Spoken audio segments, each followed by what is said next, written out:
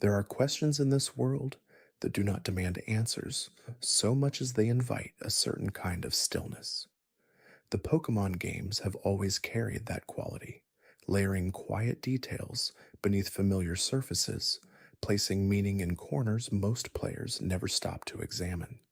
These are places where a theory begins not with a dramatic revelation, but with a small observation, a creature that disappeared from a rival's team, a truck in an inaccessible harbor, a sealed chamber whose instructions are carved in a writing system most players never learned to read. And before we drift any further, consider subscribing to join the Cozy Club for more journeys like this, and tell me where in the world you are watching from tonight. These are the famous theories, the ones that spread from playground to playground in the years before the internet, made every rumor instantly verifiable, carried by players who sensed that the world they were walking through held more than what the screen was showing them. Some of these ideas have been with the franchise since its earliest days, born in the first weeks after the original games arrived in Japan, and slowly spreading as cartridges crossed borders. Others gathered themselves across years, growing in the spaces between official facts, shaped by the attention of players who returned to the same routes in the same cities long after they had memorized every encounter table and every trainer dialogue. What all of them share is a particular kind of wondering, a sense that the story does not end where the credits roll, that the world continues on in the dark beyond the edges of every accessible map, that the creatures living in it have histories that extend beyond the hours spent in their company. Some of these theories turn out, when examined carefully, to be less solid than the enthusiasm that built them. Others have accumulated evidence with every passing generation of games, deepening rather than dissolving as the official record grows larger. And a few exist in a space between the provable and the felt, where the quality of the question matters more than whether any answer can be confirmed. The Pokemon world has always felt larger than any single journey through it can demonstrate. Its regions have histories that predate the player's arrival by decades or centuries or longer. Its characters have interior lives that the dialogue boxes cannot fully contain, and its creatures, each one cataloged and numbered and described in short paragraphs that read like field notes, carry within their Pokédex entries a texture of reality that spills quietly beyond the edges of what the games themselves can show. This collection of theories lives in that surplus, in the part of the world that the games built but did not fully illuminate. There is a young man in the Kanto games whose name most trainers already know. He is brash and confident, cutting through each encounter with barely a glance backward, never pausing to explain himself, moving through the world as if the concept of hesitation had simply never occurred to him. He is not a villain. He is not particularly kind. He is the specific kind of rival that the original games required, a figure who pushed the player forward through competitive friction rather than through friendship. His team changes as the journey lengthens. Each new Pokemon added to his roster stays there through every subsequent encounter. He learns the names of his Pokemon the way competitive trainers do, through the results they produce rather than the moments they share. This consistency is one of his defining characteristics, and it makes the exception more visible, not less. Because there is one creature that disappears from his team in a way that no other Pokemon does across the entire span of the original games. In the early hours of the adventure, Blue catches a small normal type on the route approaching Cerulean City. It is a Rattata, round-faced and quick-moving, selected for its early usefulness in a team still finding its shape. It appears at his side during the confrontation on the SS Anne, the ocean liner docked in Vermilion City. By that point, it has already evolved into Raticate, heavier and sharper, a creature that has clearly been trained with care across the miles between those two encounters. It has grown alongside its trainer through the opening chapters of both their journeys. Then it is never seen again. The next encounter with Blue takes place in the Pokemon Tower, a solemn building in Lavender Town, built specifically to honor Pokemon that have died.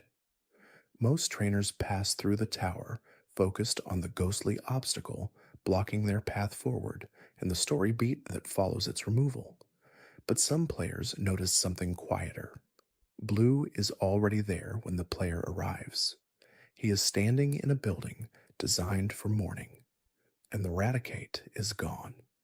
The theory gathered its shape slowly, the way most quiet ideas do, accumulating weight from players who were paying a specific kind of attention. The proposal was simple, and its simplicity is part of what makes it linger. Blue lost his Raticates not because it was replaced by a stronger option, not because the design of his team demanded something different at that stage of the journey, but because the creature had died. Perhaps the damage it sustained during the battle aboard the SS Anne was too severe to recover from in the days that followed. Perhaps it passed between encounters, during the long roads and rival battles that unfold off screen in the hours the game does not show the player. The Pokemon Tower exists for exactly this kind of grief. It is not a dungeon in the conventional gameplay sense. It is a burial site. The people of Lavender Town built it because Pokemon die, and death required a place.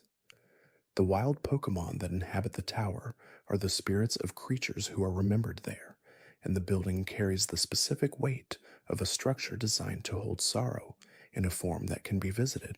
Blue, standing in that building, in the games where the player encounters him there, is already significant before the theory adds its interpretation. He is typically the character most visibly disinterested in sentiment. He battles and moves on. He does not linger. The tower is the one place where his presence suggests something other than forward momentum. What makes this theory settle so deeply into the mind is not any single dramatic detail, but the accumulation of small things that support it.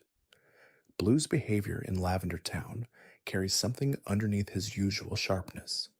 He assumes, without being told, that the player has also come to mourn. That assumption is oddly specific for someone who claims to be there, with no personal reason to linger in a building devoted to remembrance. The matter of the other rivals across the wider franchise adds context. When rival trainers drop Pokemon from their teams in subsequent generations, there are always clear narrative reasons visible to the player. One rival becomes a gym leader and reshapes his roster to match his new specialization. Another undergoes a gradual transformation of self across the events of his game, deliberately choosing new companions to reflect the person he is slowly becoming. Their team changes are explained in the same register as everything else the games choose to show. Blue offers no such explanation for the absence of the Raticate. The slot it occupied remains filled by other creatures. The Raticate's contribution to the team's record is never acknowledged, never mourned, never referenced in any dialogue the player can access. It disappears with the same quiet efficiency with which the game handles everything it does not want to linger on. The later versions of this theory added a darker possibility, suggesting that the player caused the death through the damage inflicted during the SS Anne battle. Most players find that version difficult to hold for long because it places something heavy in the hands of a child who was simply trying to win a battle according to the game's own rules. The gentler reading, the one that most players eventually settle on, does not assign responsibility for the loss. It simply acknowledges that a loss occurred. Blue knew loss. He stood in the Pokemon Tower because he had a reason to be there, and when the player arrived, he met them with the only face he knew how to wear, the face that does not explain itself and does not invite questions. There are no confirmations in the official record. The Raticate remains a small absence in a large story, a creature that appeared with the specific weight of something being developed and then quietly was not there anymore. An absence, in the right kind of story, can carry more weight than presence ever could. The truck in the harbor is perhaps the most famous piece of Pokemon playground mythology the franchise ever produced.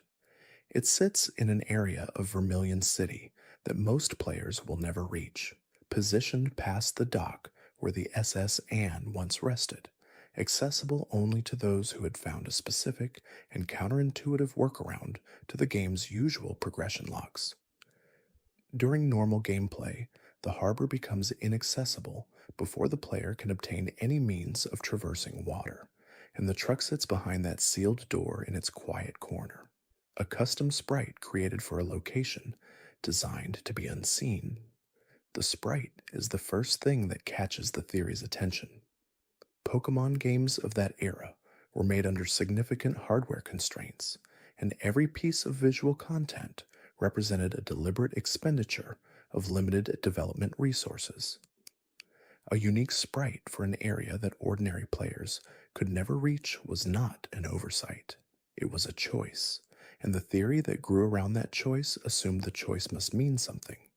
The logic felt airtight to the players who first encountered it. Why create a unique visual for an inaccessible location unless that inaccessibility was intentional and deliberately concealing something? The truck was large enough to hide a secret beneath it. The game had already established that secrets were real by producing the phenomenon of Mew, a Pokemon that supposedly existed in the game's code, but that the official distribution events had never made available to ordinary players. The theory combined these two observations into a single proposition. Mew was under the truck. Players who could reach the truck and find the right interaction would cause it to move, and Mew would be found in the space beneath. The distribution of this belief through the player community of the late 90s was extraordinary by any measure of how rumors spread. It reached players in countries where the game had not yet been officially released. It predated the internet as the primary means of player communication and spread primarily through word of mouth and schoolyard conversation, which gave it a quality of folklore that later internet rumors rarely achieve. None of the described methods worked. The truck did not move. The strength HM could not be applied to it.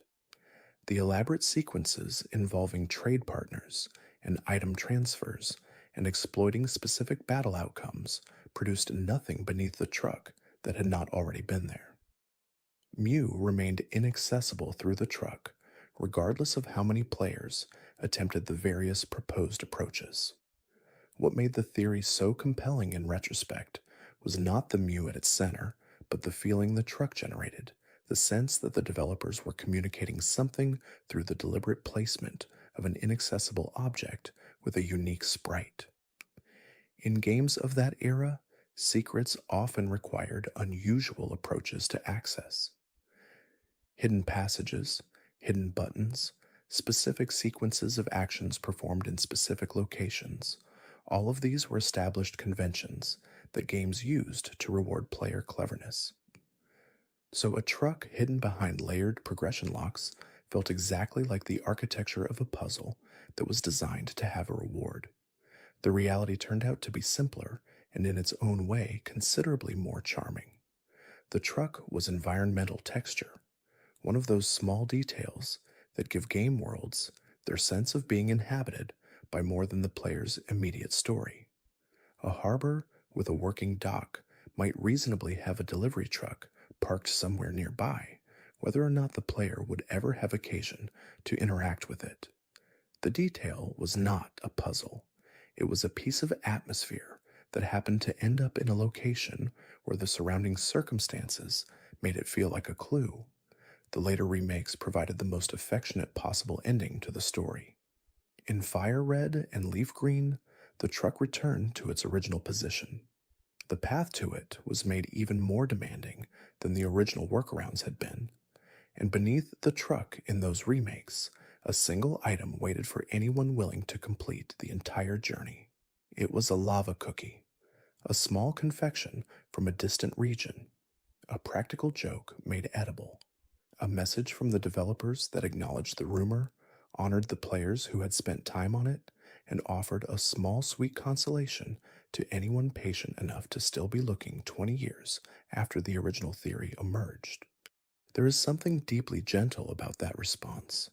The truck became a legend not because of what it actually contained, but because of what players imagined it might contain. And the developers reached back through the games to acknowledge that imagination with a small and slightly apologetic gift, transforming a rumor about hidden wonder into a reward for the players who had never quite stopped wondering. The fire at the Brass Tower is the event that divides the mythology of Johto into before and after. 150 years before the events of the games, lightning struck the ancient wooden structure in the center of Ecruteak City, and the fire that followed changed the nature of the region in ways that the games describe across multiple layers of narrative. Lugia descended to the sea to avoid the catastrophe. Ho-Oh witnessed it from a distance and chose to intervene in its aftermath. 3 Pokémon died in the flames before the rain came to end them. The official record describes what the 3 Pokémon became after Ho-Oh's intervention. Raikou, carrying the electric charge of the original lightning strike. Entei, carrying the fire itself, transformed from destroyer into identity. Suicune, carrying the rain that finally quieted everything, cool and moving and endlessly present. They became the legendary beasts of Johto, creatures that the games of that generation built entire optional storylines around, wild and quick-moving, appearing in the tall grass and disappearing before most players could reach them. But the official record has never named what they were before.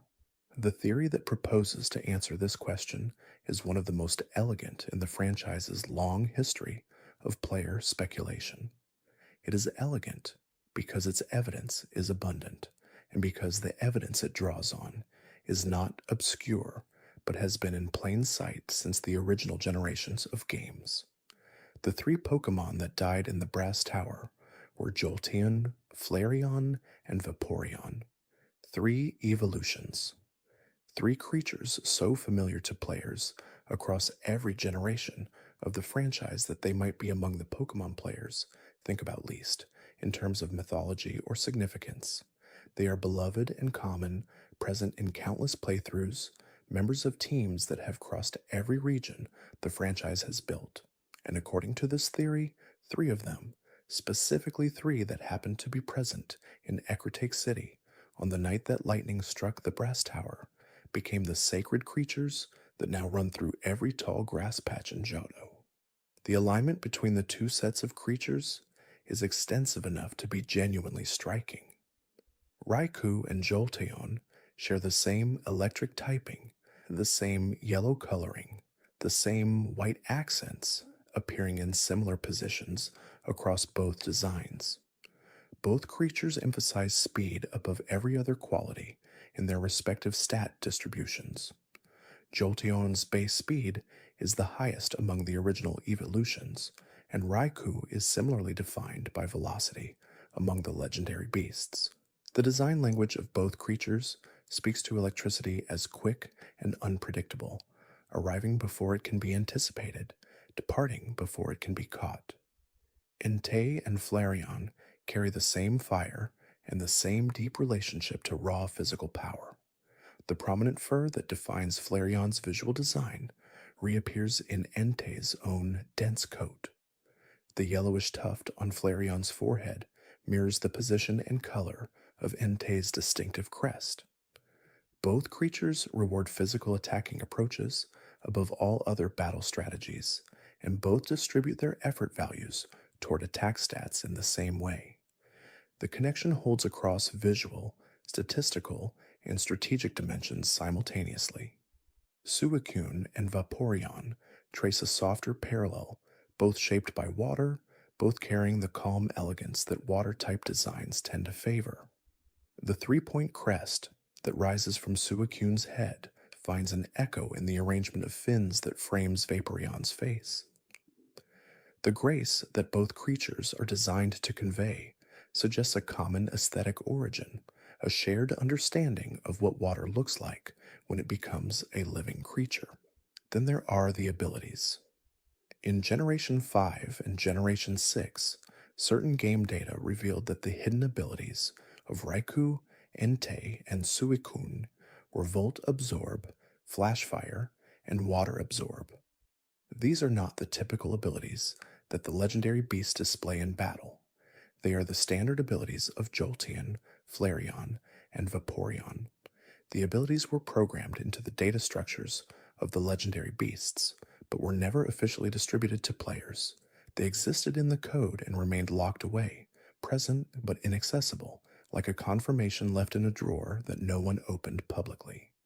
The Kimono Girls of Ecruteak City use these three evolutions on their teams, alongside Umbreon and Espeon, and are associated with the specific ritual that summons Ho-Oh or Lugia, depending on the version of the game. Whether the connection was designed to be this specific, or whether the designers simply made choices that happened to align, the result is a structure in which the human culture of Ecruteak City maintains a relationship with the three evolutions that mirrors the relationship between those creatures and the legendary Pokémon who may carry their memory. No official confirmation exists. Game Freak has never addressed the identity of the Pokémon that burned and became the beasts. The theory lives in the space between design similarity and intentional narrative, which is where the most resonant theories tend to live, too carefully constructed to dismiss, and too unconfirmed to settle. What makes this theory so affecting when held carefully is the way it changes the experience of encountering familiar creatures.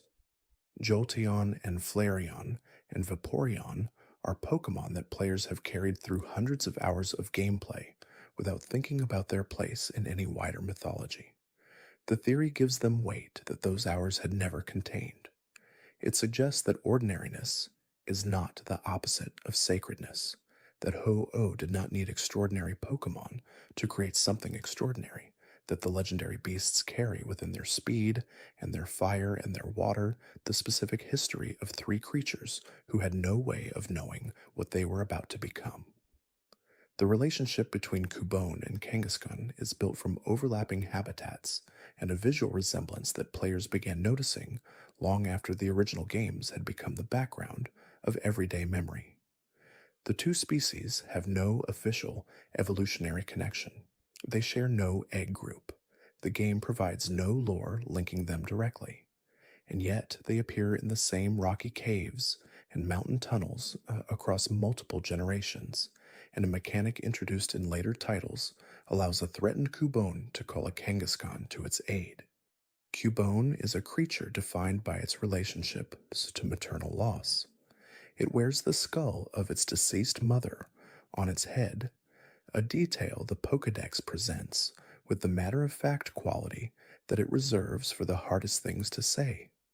It cries at night for the parent it has lost. It carries the bone that was once part of the creature that raised it, now both weapon and memorial, both defense and grief made visible. Marowak, its evolution, retains that bone across the transformation, wearing what was inherited as sorrow with a ferocity that suggests a long time spent learning to carry loss without being destroyed by it. Kangaskhan is defined by the opposite relationships to the same thing. The mother and the infant are inseparable. The baby occupies the mother's pouch from the moment it is born until it grows large enough to move independently alongside her, and even then they remain close, the mother extending her protective instincts in all directions, the offspring learning the world through the safety of her shadow. Kangaskhan cannot be found in any game without the baby already present. No version of the creature exists without the child. The theory asks the question that follows from these two descriptions. What happens when the Kangaskhan mother dies? An infant left in a rocky cave without its mother's protection would face conditions it was not equipped to survive alone. Too small, too young, too unformed to manage the environment without the constant presence the mother had been providing. Whatever defense the infant could construct would have to come from what was immediately available in the aftermath of the loss. And in a cave where a Kangaskhan mother had just died, what was immediately available was her skull. The visual parallel that the theory draws between the two creatures is most visible in the artwork that shows Cubone without its skull covering, images that suggest a face whose proportions and features align closely with the infant Kangaskhan visible in its mother's pouch. The round face, the large eyes, the proportions of a creature in early development, all of these details appear in both creatures when the skull is set aside as a visual element. The SOS call mechanic, introduced in the Alola games to allow wild Pokémon to request assistance from allies during battle, provides what many consider the theory's most direct mechanical evidence. When a Cubone calls for help, a Kangaskhan can appear in response, not because the two creatures share any mechanical relationship in the game's data structures, but because the sound of a small, motherless creature in distress activates something deeply protective in a species whose entire identity is built around the relationship between mother and child. The counter evidence exists and should be held alongside the theory rather than obscured by enthusiasm. Kubone's mother is in the official record, and she is definitively not a Kangaskhan. She is a Marowak. The Pokemon Tower in Lavender Town houses the ghost of a female Marowak who died protecting her child, and this identification has been confirmed across multiple generations of games, remakes, and animated adaptations.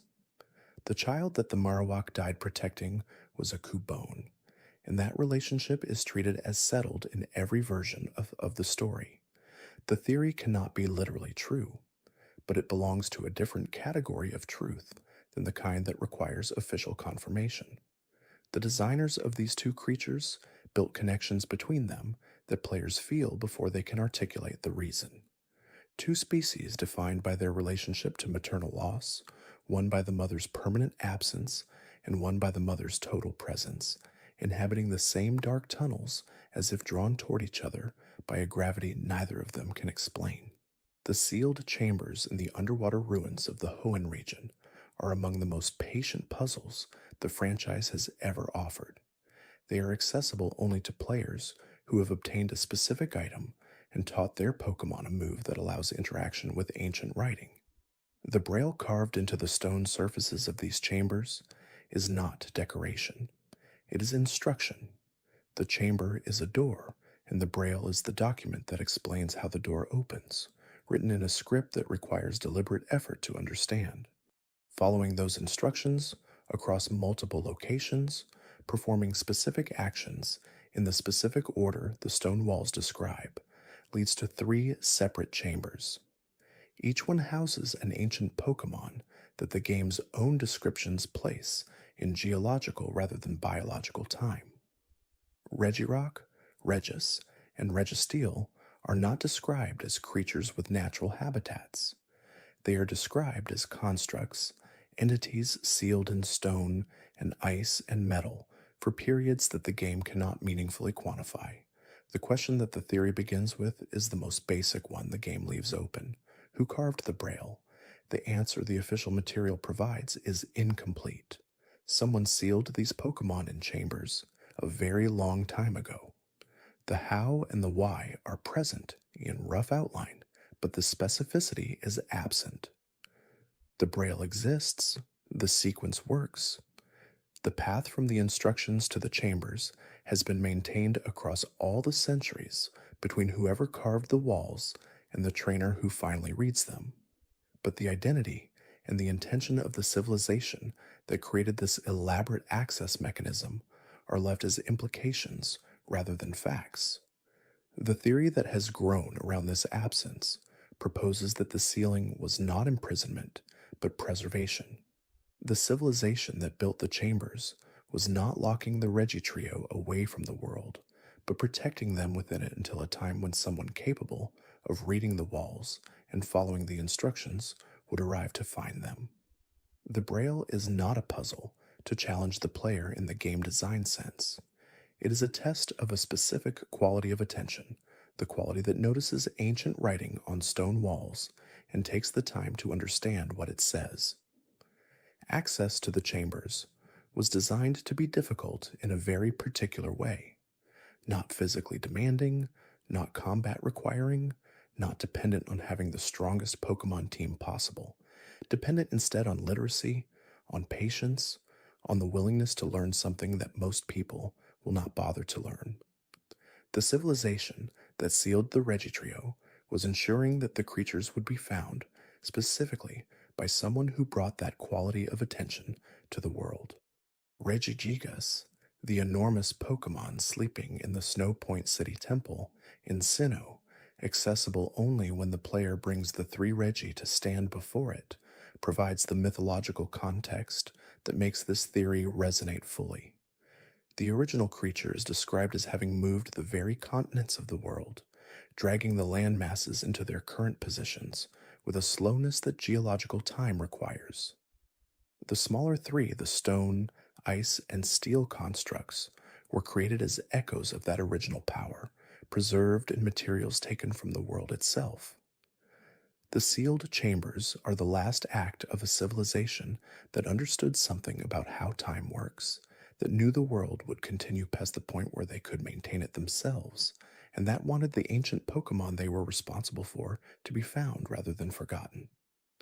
The Braille is their last sentence, written to be read by someone they could not have imagined and could not have expected, preserved in the stone of underwater ruins in a region they may never have visited, waiting for the quality of attention that the instructions were designed to attract. The castle that rises through the Pokemon League building at the climax of Pokemon Black and White is the most visually dramatic moment in the games that contain it. The ground cracks, the ancient structure ascends. The building that was the destination of the entire journey is displaced in a single vertiginous moment by something that had been growing beneath it the whole time. Most players experience this as a plot development, the intensification of the conflict with Team Plasma, and move through the castle with the forward momentum that the story demands. But the castle, examined slowly and without the pressure of the narrative's forward movement, tells a different story than the one the plot provides. N grew up in this building. The rooms scattered through its interior are not just atmospheric set pieces, but a record of a childhood. The spaces vary. Some are designed for training, functional and simple, built for the purpose they serve. Some carry the remnants of something that was intended to be more comfortable, furniture that suggests a person was expected to rest there, spaces that were designed to feel like home, even if the effort only partially succeeded. The toys are what the theory concerns itself with most carefully. Among the objects left in N's castle are the kinds of things given to a child to fill quiet hours. Blocks arranged in patterns, simple playthings whose purpose is occupation rather than education. The toys are present throughout the castle in the way that details are present when someone thought about what a child might need, but did not think too carefully about what a child actually requires. The rooms are too large for toys. The toys sit in the corners of spaces that echo, that were built for presence on a scale that a single child's play cannot adequately fill. Someone thought about providing the equipment of a normal childhood without providing the scale that childhood requires, the intimate warmth, the appropriate proportions, the sense of being contained rather than exposed to an enormous empty space. The theory reads this as evidence of the specific kind of development that N's castle was designed to produce.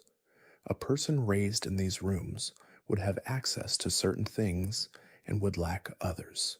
They would have space in the physical sense, but not in the interpersonal one.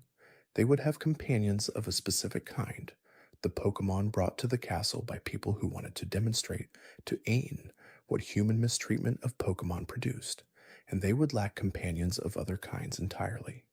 The result of that design would be exactly what N became, a person of genuine feeling, genuine intelligence, genuine love for the creatures he had spent his childhood with, who nonetheless understood the world through a lens that had been built to show him only certain things. His confusion about the human-Pokemon relationship is not a moral failing. It is the predictable outcome of a childhood constructed to produce that confusion. The castle is the architectural record of that construction. Its enormous rooms, and its two small toys, and its training spaces, and its deliberate isolation, visible in the design of every room the player can access, constitute a portrait of a childhood that was very specifically planned by someone who knew exactly what they wanted the result to be. There is a long history in the Pokemon games of what players have come to call impossible connections, moments where two creatures with no official relationship turn out to have visual or mechanical similarities that feel too specific to be purely coincidental. Gengar and Clefable belong to this history in a way that no other pairing quite matches. Clefable is a pink round normal type introduced in the original games, found in the small population of creatures that can be caught on Mount Moon, a location that the game has always treated as significant in ways slightly beyond what its role in the story requires. The Pokédex entries for Clefable across multiple generations describe it as a creature that arrived on meteorites and has never fully adapted to ordinary terrestrial existence, moving through moonlit spaces in ways that make it very difficult to observe, existing at some boundary between earthly and something beyond earthly that the entries do not precisely define.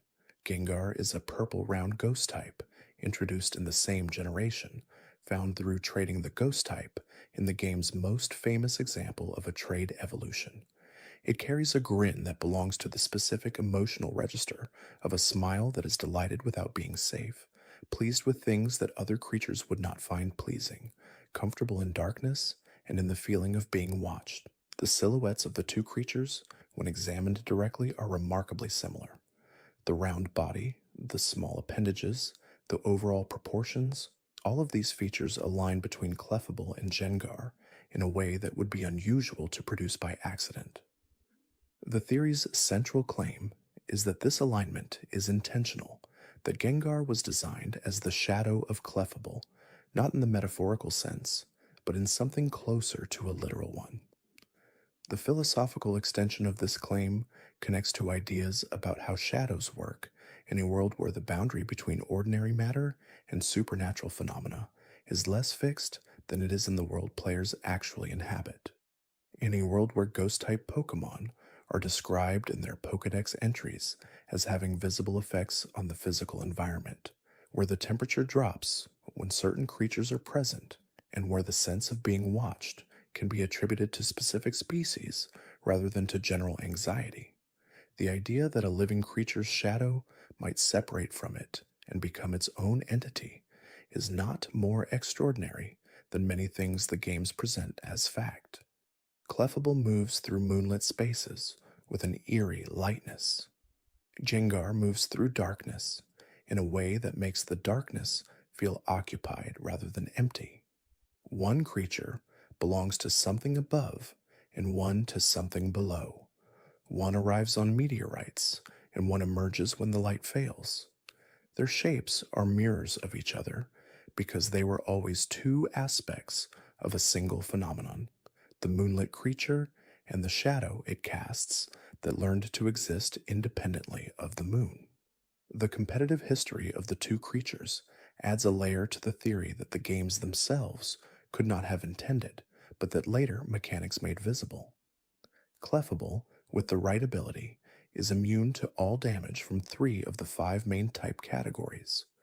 Gengar, with the right ability, is immune to all damage from ground type moves, which would ordinarily be fatal to a poison type creature. Both are defined in competitive play by a quality of unreachability, a capacity to exist in spaces that should not permit them to be safe. This is not evidence exactly, but it is consistent with the theory in a way that feels like the games recognizing something they were always slightly aware of. The Pokédex entries represent the Pokémon franchise's most honest document, not because they are unfiltered, but because they operate in a register that the games themselves cannot fully accommodate. The games are built around encounter and friendship and the joys of structured adventure, and those elements shape most of what the player experiences moment to moment. The Pokédex is written in a different key, the key of natural history and field observation, and when those approaches are applied to creatures with spiritual dimensions and impossible behaviors, the result is a record that exists at a significant distance from the rest of what the games contain. The theory that concerns the Pokédex entries does not identify a hidden narrative or a concealed message. It draws attention to a cumulative effect, the specific quality of understanding that emerges when many entries are read in succession, and the portrait they collectively create is allowed to settle. Drifloon attempts to carry children away. This is stated in the same voice that the Pokédex uses to describe dietary preferences and habitat ranges, presented as a characteristic alongside everything else. Phantump is a tree stump animated by the spirit of a child who died while lost in a forest, and it sometimes calls out in a voice that sounds like a small child crying, which in the environment where it lives is audible in ways that players rarely stop to think about. Ymask is a creature that carries a mask depicting the face of the human it once was, and it sometimes holds the mask up and weeps for what it can no longer be. The Pokédex notes all of this. It notes it with the same steady pacing and the same neutral voice and the same careful attention to detail that it brings to every entry. The sword that was once a human child, the ghost that wanders the graves of strangers, the creature that will never stop dreaming of being what it was before, each one cataloged, each one numbered, each one described and filed and made available for consultation. The theory holds that this collective portrait is intentional, that the designers made a decision across generations to allow the Pokédex to describe the world with a different kind of honesty than the gameplay experience can provide. The games show the player a world of joy and challenge and friendship.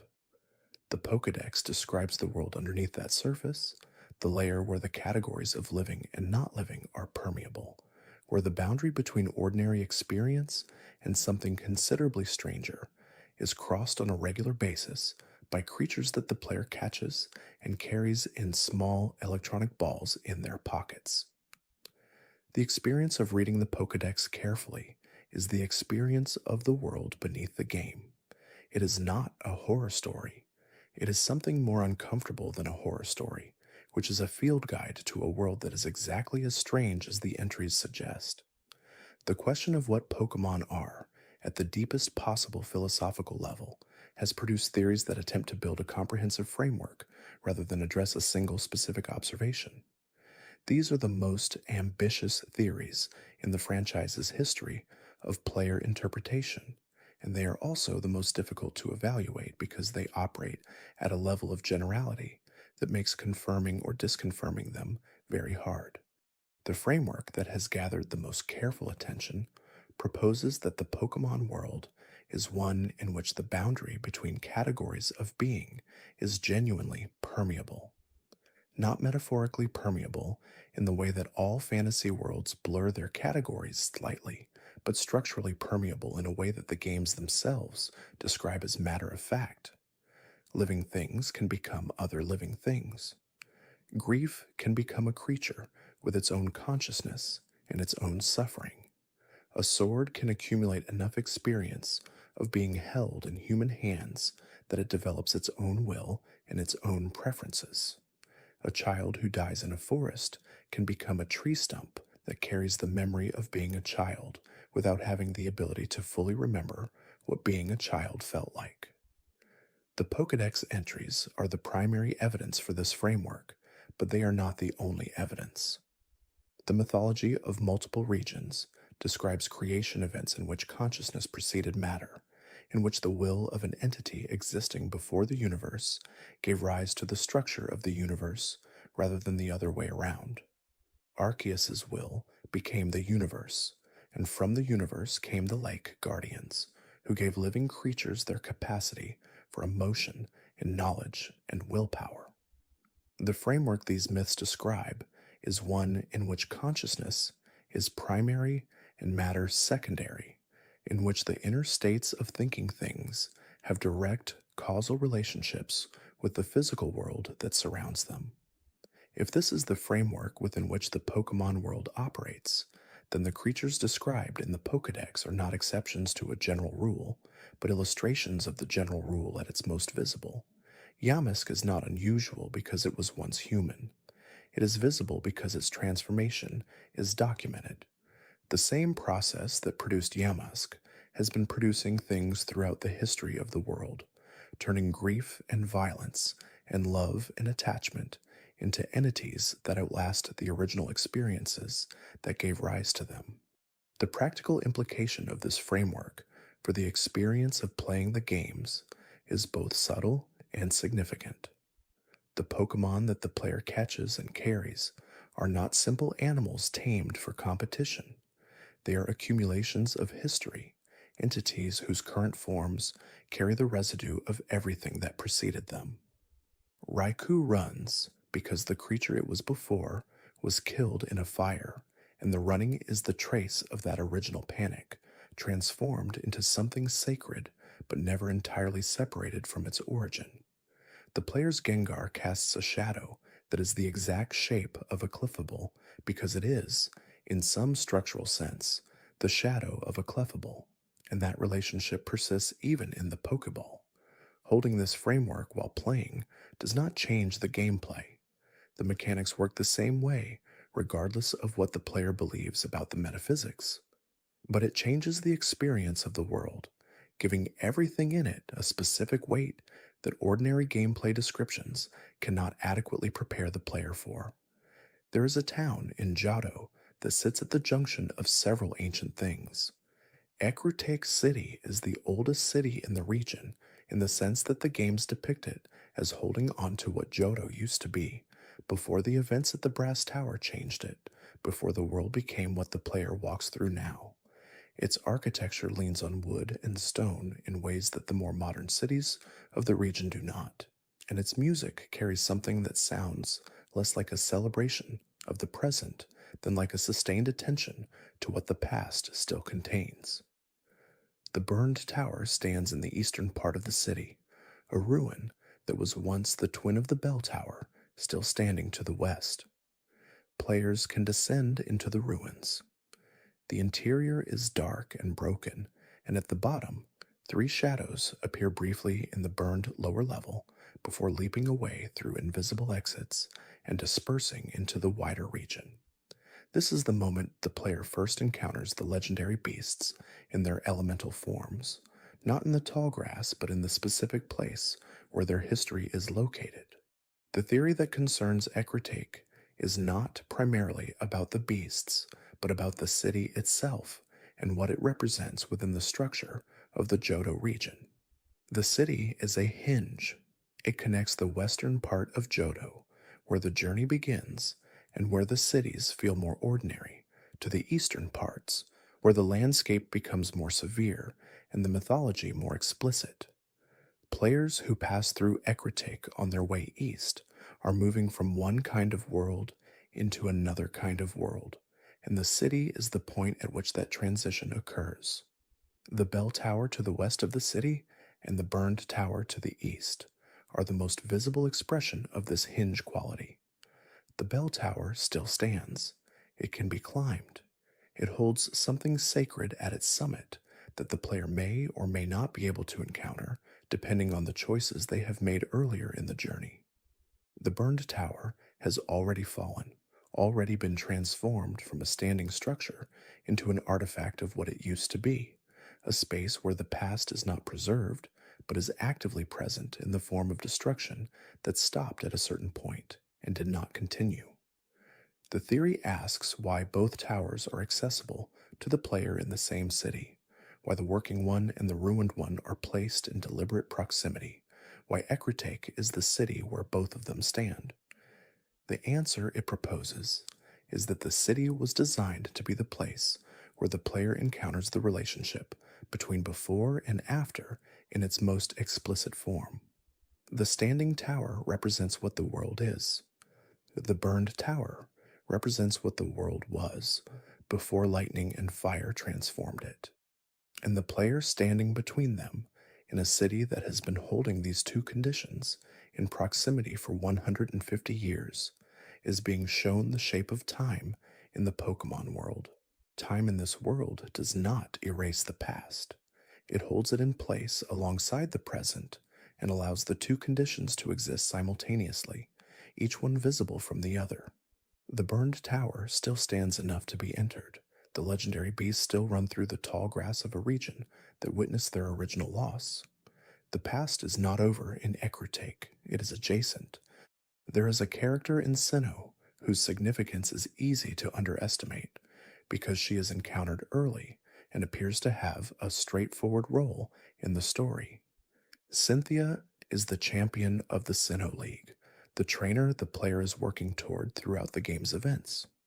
She is encountered at several points in the journey before the final confrontation, each encounter offering a piece of the mythology that the game is building toward an understanding of. The theory that concerns Cynthia is not primarily about her battle capabilities or her position in the game's progression structure. It is about what her appearances across multiple games, in regions well beyond Sinnoh, suggest about her role in the franchise's wider understanding of the human relationship to the legendary history of the Pokemon world. Cynthia appears in Unova in the Black and White sequels, visiting the region during her vacation. She appears in the battle facilities of multiple later games. She maintains a presence in the franchise's consciousness across generations and across regions in a way that almost no other champion level character does. The theory asks whether this extended presence is simply an expression of fan affection that the developers are choosing to honor, or whether it reflects something about the character that the games have always intended but never fully stated. The evidence the theory draws on is distributed across the conversations the player can have with her in the games she appears in. She speaks consistently about mythology, about the history of the Pokemon world, about the relationship between the legendary Pokemon and the events that shaped the regions they were associated with. She knows more about the mythological structure of the world than her role as champion would seem to require. Her knowledge is not the knowledge of a trainer who has studied the legends as background material. It is the knowledge of someone who has been thinking about these things for a long time for reasons that have nothing to do with becoming a champion. The theory proposes that Cynthia represents a specific kind of character in the franchise's mythology, the human keeper of the historical record, the person whose role it is to understand the relationship between the legendary Pokemon and the events that gave rise to them, and to pass that understanding forward across generations. Her extended presence in the games is not fan service. It is the franchise's way of maintaining a human thread through its mythological material, providing a character who exists at the intersection of the accessible human story and the much larger story of the world's origins. Whether this was always the intention or whether Cynthia's role grew into this shape through successive appearances is a question the official record cannot answer. But the shape itself, the human keeper of mythological memory, who moves through multiple regions and multiple generations, maintaining the thread, is one that the games seem to have built around her, whether deliberately or by accumulation. There is a moment in the post-game of Pokemon Gold and Silver that players who have completed the journey through Johto and crossed into the familiar territory of Kanto remember with a specific kind of feeling. They have returned to the world of the original games, older now, changed in ways that the 3 years between the two pairs of titles have produced. The Elite Four has changed, the gym leaders have changed, some locations are closed, and some that were closed are now open. And at the top of Mount Silver, in the most remote and most cold location the game can reach, there is a trainer who will not speak. Red stands at the summit. He has been there, the surrounding context suggests, for some time. He is the highest level trainer in the game at that point. His team is composed of the Pokémon that players of the original games would recognize as the definitive representation of the Kanto journey, the canonical team that the first protagonist assembled. He stands in the snow at the top of a mountain that ordinary people could not survive, surrounded by the silence that the summit provides, and when the player approaches him, he does not speak. The dialogue system in the Pokemon games is built around conversation. Trainers speak when they notice the player. They make observations, issue challenges, explain their philosophies. The consistent human presence in the games is expressed through dialogue, through the ongoing series of small interactions that gives each region its social texture. Red's silence is therefore not simply an absence of dialogue, it is a characterization choice. He could speak and does not. The theory that has grown around this silence is one of the most discussed in the franchise's history. It proposes that the silence is not a design limitation or a deliberate withholding of information for the sake of mystery, but a portrait of a state that the original journey produced in the person who completed it. Red has been at the top of the mountain because the mountain is the only place he found that matched the interior condition his journey left him in. The journey through the original games was not a small thing, even by the standards of Pokemon journeys. It included Team Rocket, an organization whose willingness to harm Pokemon was genuine and whose leader represented a level of moral failure that the game did not soften. It included a rival whose version of ambition was expressed through cruelty that the game never fully resolved. It included the capture, and in some cases, the defeat of the most powerful beings in the game's world, events whose weight the celebration of the credits thus never quite accounted for. The child who completed that journey did not emerge unchanged. The mountain, cold and remote and silent, is the form that the change took. Red stopped going back because he could not find a way to be in ordinary spaces that felt adequate to what he had become. The summit is not a destination. It is the only terrain that fits. His silence in battle is the continuation of this condition. He does not speak because the language of ordinary conversation, the language that every other trainer in every other game uses to explain themselves, has become inadequate. What the journey made him into cannot be expressed in the dialogue boxes that the game provides for other characters. The player who finally reaches him has been making their own version of the journey. The silence, when it arrives, is not withholding. It is recognition. The lighthouse in Olivine City is the kind of detail that games of a certain size and ambition can afford to include. A small human story that exists at a slight remove from the main path, containing its own emotional completeness without requiring the player to engage with it in order to progress. Most players engage with it anyway, because the story it contains has a quality of gentleness that the louder parts of the game do not offer. The gym leader of Olivine City is not present in her gym. She has been at the top of the lighthouse, beside an Ampharos named Amphi, who has fallen ill and whose illness has extinguished the light that guides ships into the harbor. The lighthouse and the Ampharos are not separable because the Ampharos is the lighthouse. The light the ships navigate by is the light Amphi generates. The practical function of a human-built structure depends entirely on the continued well-being of a single living creature. Jasmine stays at the summit because Amphi's well-being is inseparable from her care for it, and because the safety of the ships navigating toward the harbor is inseparable from Amphi's well-being, and because there is no version of this situation in which she is not the person who needs to be there.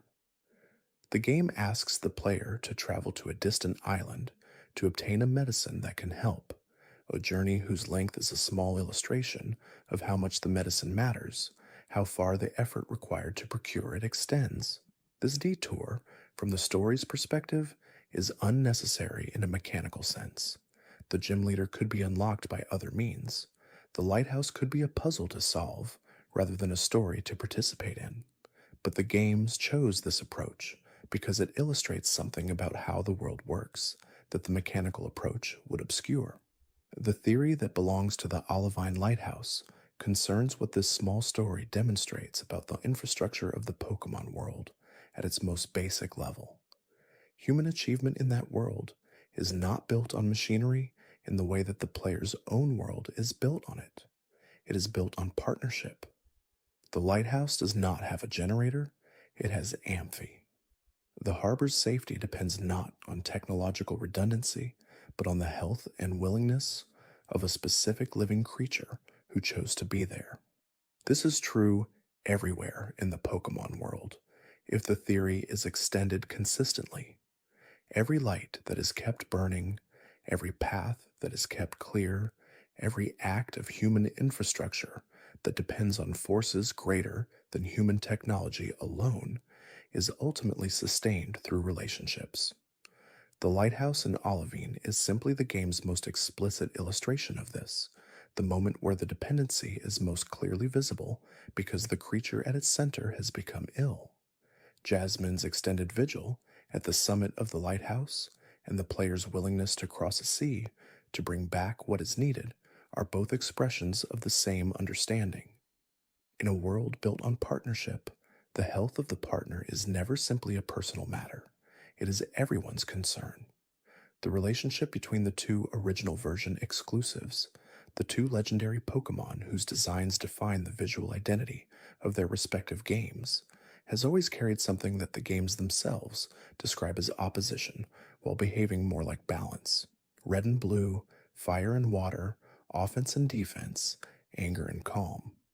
The dichotomy is real but not simple, which is one of the things that the theory concerning the mascots addresses.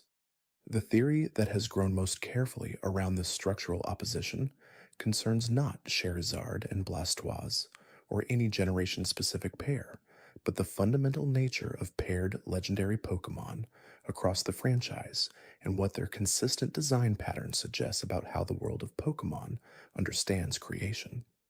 The pairs are consistent across generations. One creature tends toward active, aggressive, direct qualities. The other tends toward passive, receptive, enduring qualities. This is visible in the type matchups, visible in the stat distributions, visible in the general aesthetic language of the designs. The pattern is deliberate enough that it has been discussed by the designers in the context of game balance, but the theory asks whether the pattern extends beyond balance into something more foundational, into a philosophical structure embedded in the world itself. The creation myth of Sinnoh is the most explicit version of this structure. Dialga and Palkia, the rulers of time and space respectively, were born from the same original source and exist in a relationship of complementary opposition.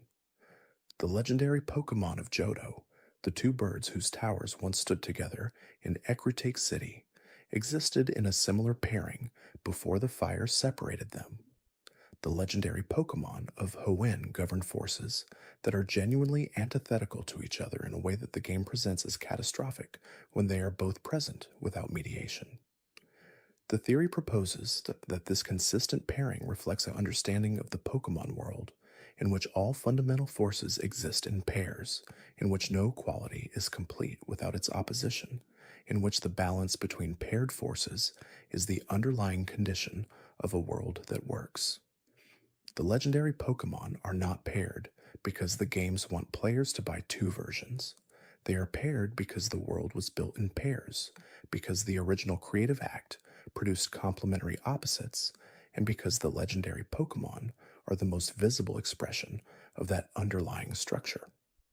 The version exclusives, the creatures available in one game but not the other, participate in this logic.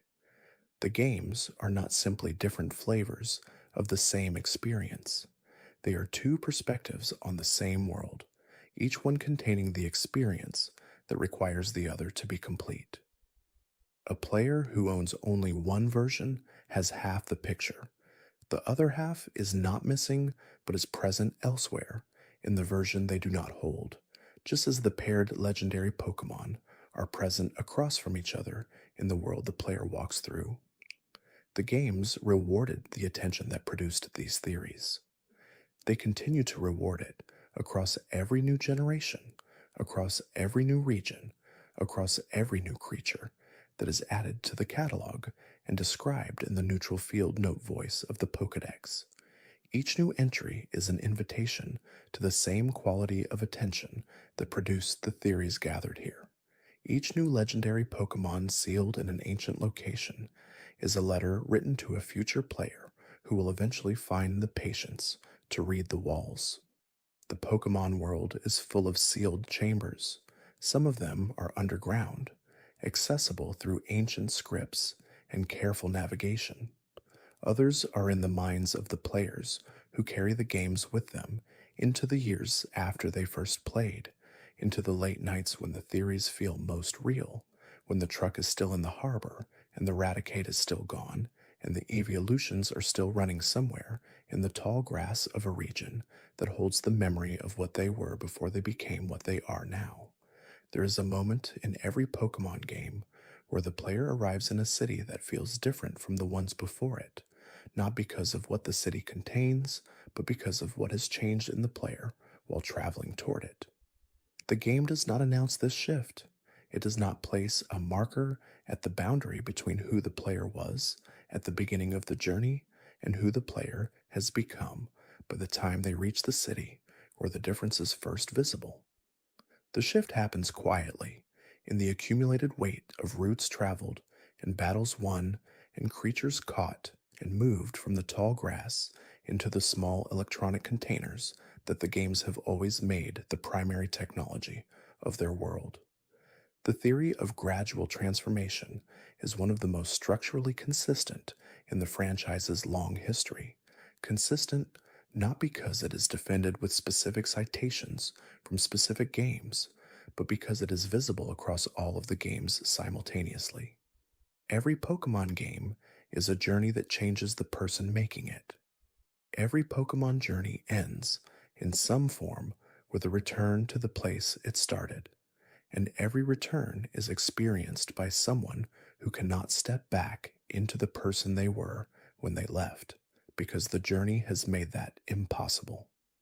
This is the structure of the oldest kind of story the human world has produced: the departure, the trials, the transformation, the return.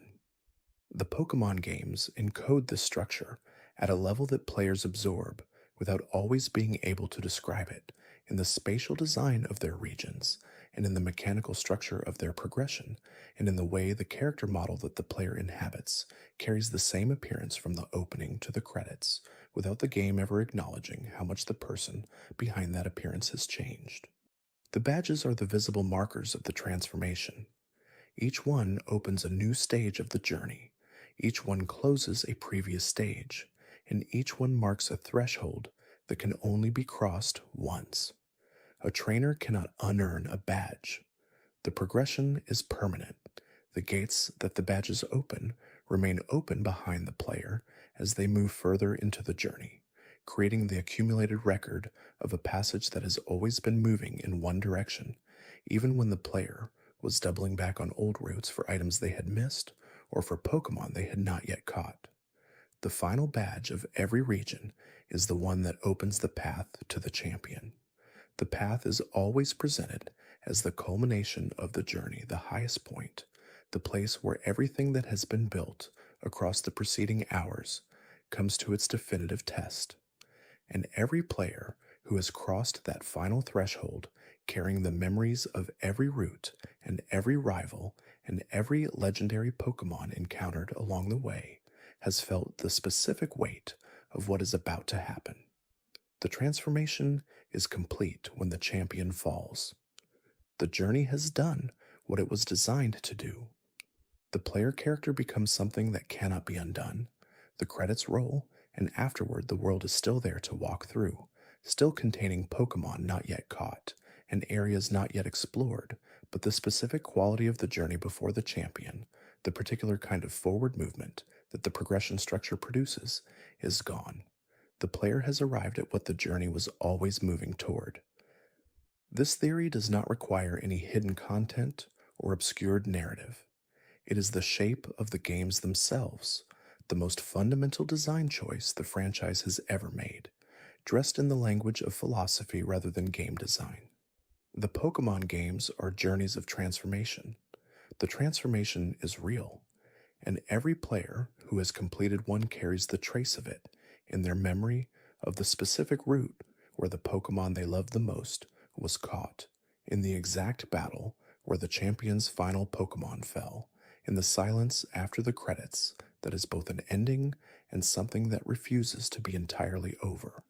The question of what makes a rival in the Pokemon games is one that the franchise has answered differently across each generation, and the differences between those answers constitute their own kind of theory about what the games think the purpose of a rival character is. The original rival is competitive and unkind. His name can be anything the player chooses at the start of the game, but the canonical choice is blue, and blue is the shape that the original rival gives to the concept. He does not offer support. He does not share his journey with the player. He runs ahead and looks back only to establish that he is still ahead, and when the player catches up, his response is to run further rather than to acknowledge the relationship between them. This is a specific philosophy of what a rival should be. The rival as obstacle, as the other side of a coin that contains the player on its face, as the externalized version of everything that competition requires of a person. Blue is not a villain, but he performs the role of an antagonist in the emotional landscape of the journey, making the final confrontation with him as champion a resolution of everything the journey has carried. The rivals of subsequent generations move away from this model in different directions. Some become friends who challenge the player out of genuine warmth rather than genuine coldness. Some become narratives unto themselves, characters whose own arcs are as developed as the players, whose transformation across the events of the game mirrors the player's own transformation in ways that are explicitly drawn rather than implied. Some become rivals in the gentlest sense, trainers who are interested in the same things the player is interested in, and who want to measure the growth they are both experiencing rather than simply outpace it. The theory that grows from comparing these rival archetypes is about what the franchise believes the role of competitive challenge in development looks like. Blue teaches the player what it feels like to be surpassed and to respond by surpassing. The later rivals teach the player what it feels like to grow alongside someone else, to measure progress not against an adversary, but against a companion. Both of these are real experiences of what competition can be, and the franchise's willingness to explore multiple versions of the rival archetype across its history suggests that it understands competition as a more complex phenomenon than any single version of the rival can fully represent. The theory's most resonant observation concerns what each version of the rival demands from the player emotionally. Blue requires the player to beat him definitively, to leave him standing in the place the player occupied before the journey began, and to move past him without looking back.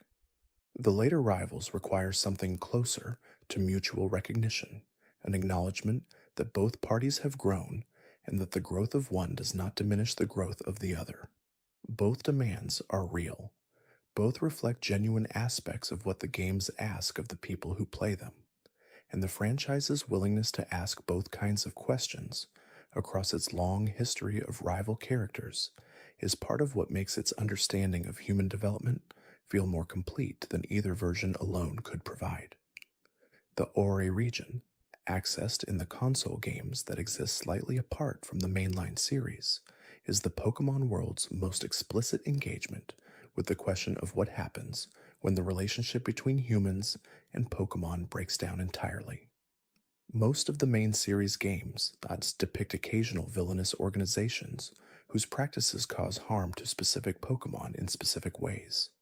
Ori depicts a region where the harm is systematic, where it has been normalized to the point where shadow Pokemon, creatures whose hearts have been closed off from all emotion by deliberate technological intervention, exist as a recognizable category. The theory that concerns Or is about what the region represents within the franchise's broader examination of the human Pokemon relationship. It is the franchise's darkest region, not in terms of gothic aesthetics, but in terms of what it is willing to show about what happens when the values that the main series games take for granted are systematically violated.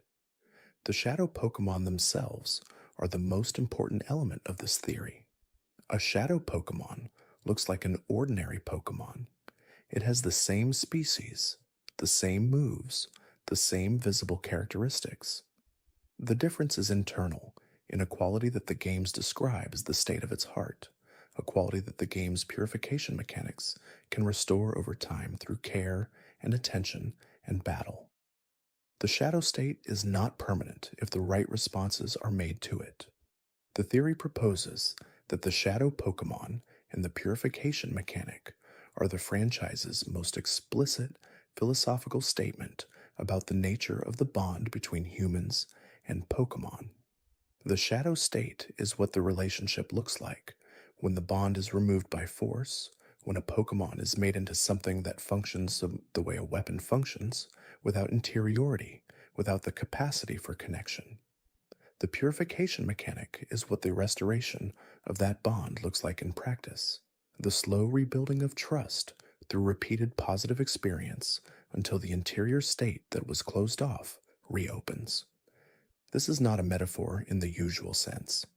It is a direct illustration of what the games have always presented as the foundational value of the franchise.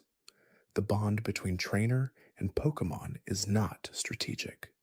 It is not about producing better battle performance through emotional manipulation. It is valuable in itself, and its destruction is the specific kind of harm that the most explicitly harmful actors in the franchise's history are willing to commit. The Ore games make this argument in a form that the main series games cannot, because the main series games take the bond between trainer and Pokemon as a given that has not been disrupted. Oro shows what the world looks like when the disruption has already happened, when the creatures that should be companions are hollow in the specific way that the absence of connection produces. The Weather Trio of Hoenn, three Pokemon whose conflict is presented as the central threat of the third generation story, is the franchise's most explicit engagement with the concept of opposing forces that have an equal right to exist. Gruden and Kyogre carry the land and the sea respectively, forces that were present at the formation of the world and that remain in tension in the world as it currently exists. Rayquaza maintains the balance between them from the sky above, ancient and immense, and apparently occupied with this specific task for longer than any human civilization can measure. The theory that concerns this trio is about the nature of balance as the games define it, what the games are saying when they present the expansion of the land and the expansion of the sea as symmetrically catastrophic rather than as a conflict between a good option and a bad option. In the game's narrative, both Groudon and Kyogre are presented as entities that are fulfilling their fundamental natures when they expand their respective domains. Gruden evaporates water and expands dry land because that is what Gruden does. Kyogre falls rain and raises the seas because that is what Kyogre does. Neither creature is acting out of malice. Neither is doing something inappropriate to its nature. They are simply being what they are, and the problem is that what they are is mutually incompatible with stability when they are both active simultaneously in the same region. The theory extends this observation into a reading of the villainous organizations of Generation 3, both of which believe that an expansion of their respective element is desirable, and neither of which is entirely wrong in a narrow sense. More land would benefit those who prefer land. More water would benefit those who prefer water. The error is not in wanting expansion, but in not understanding that the expansion of one thing at the expense of another cannot be a solution when both things are necessary for the world to function. Rayquaza is the franchise's most elegant expression of the idea that balance requires an agent. The two forces would not naturally reach equilibrium without intervention. Their fundamental natures drive them toward expansion rather than stasis. The Sky Sovereign's role is not to defeat either of them, but to remind them that their expansion has limits, that the world contains both of them, and that both of them contain the world. The theory's most resonant application concerns what this says about the structure of the Pokemon world beyond the specific events of the games.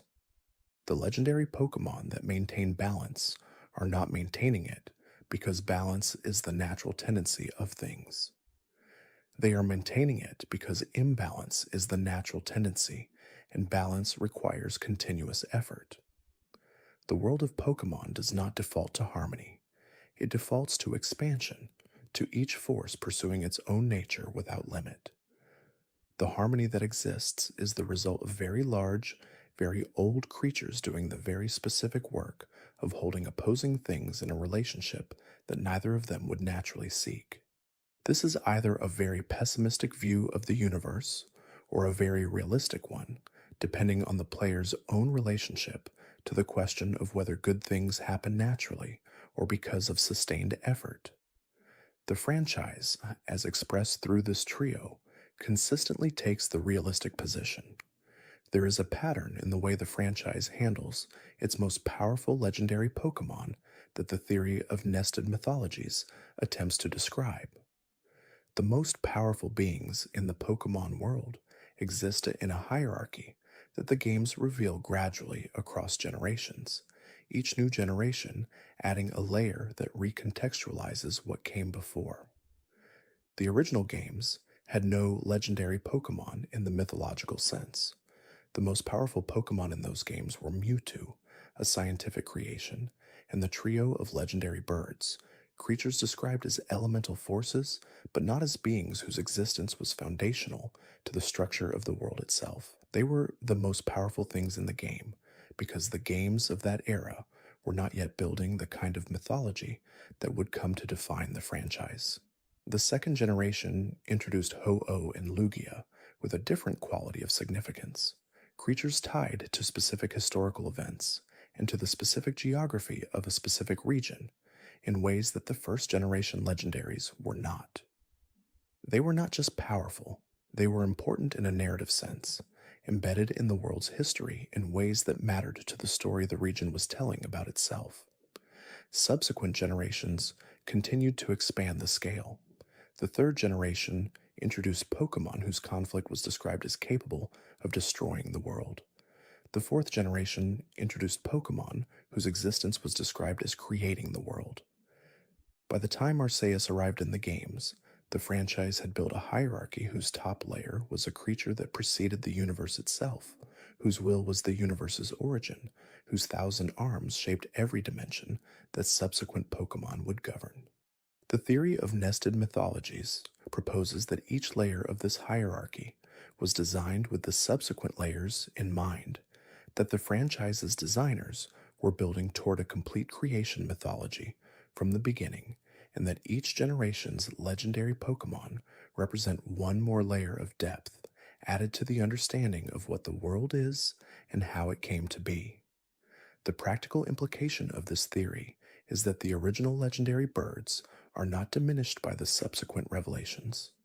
They still carry the elemental qualities that made them significant in the first generation, but they exist within a context that was always going to extend beyond them, always going to reveal a layer of reality beneath the one they inhabited.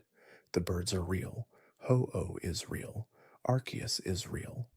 All of them are true simultaneously within the nested structure that the franchise has built, each one accurate at the level of reality it was designed to describe.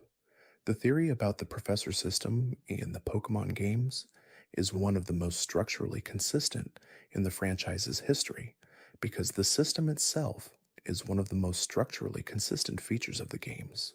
Every region has a professor. Every professor is named after a tree.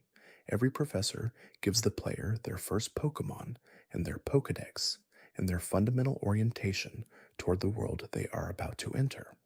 The consistency of this structure is so thorough that it has become invisible to players who have grown up with the franchise, absorbed into the background of how things work, rather than examined as a deliberate design choice. The theory asks why the professors are named after trees, what the choice of trees, as the naming convention communicates, about what professors are, and what their role in the Pokemon world represents. Trees are among the oldest things in the natural world. They grow slowly, over timescales that human lives can only partially encompass, and they accumulate what they have experienced in their physical structure rather than in discrete memories. A tree's rings record the years it has lived, its branches record the directions it has grown, its roots record the ground it has grown from.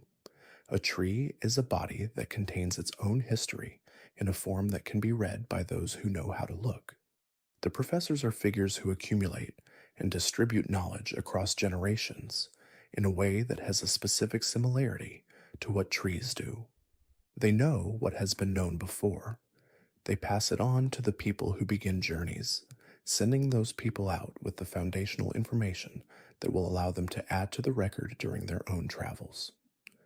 The knowledge that comes back to the professors from the players who fill the Pokédex adds to the existing store, which will be available to the next player who begins a journey, which will produce more additions in a cycle that has the same patience and the same slow accumulation that trees demonstrate in the visible record of their growth. The professors are named after trees because trees are the best metaphor the natural world provides for what professors do, for what it looks like to be a figure who holds knowledge across time and passes it forward to people who will take it further than the holder could reach alone. The theory extends into the relationship between different professors across generations. They know each other, they share information, they are a community of knowledge keepers who are distributed across different regions, but who are connected to each other in ways that games hint at without fully describing. This distributed community of tree-named scholars is the institutional memory of the Pokemon world's understanding of its own creatures, the human side of the same project that the Pokédex serves. The Silent Cave in the second-generation games carries a quality that the theory concerning it has spent years trying to articulate.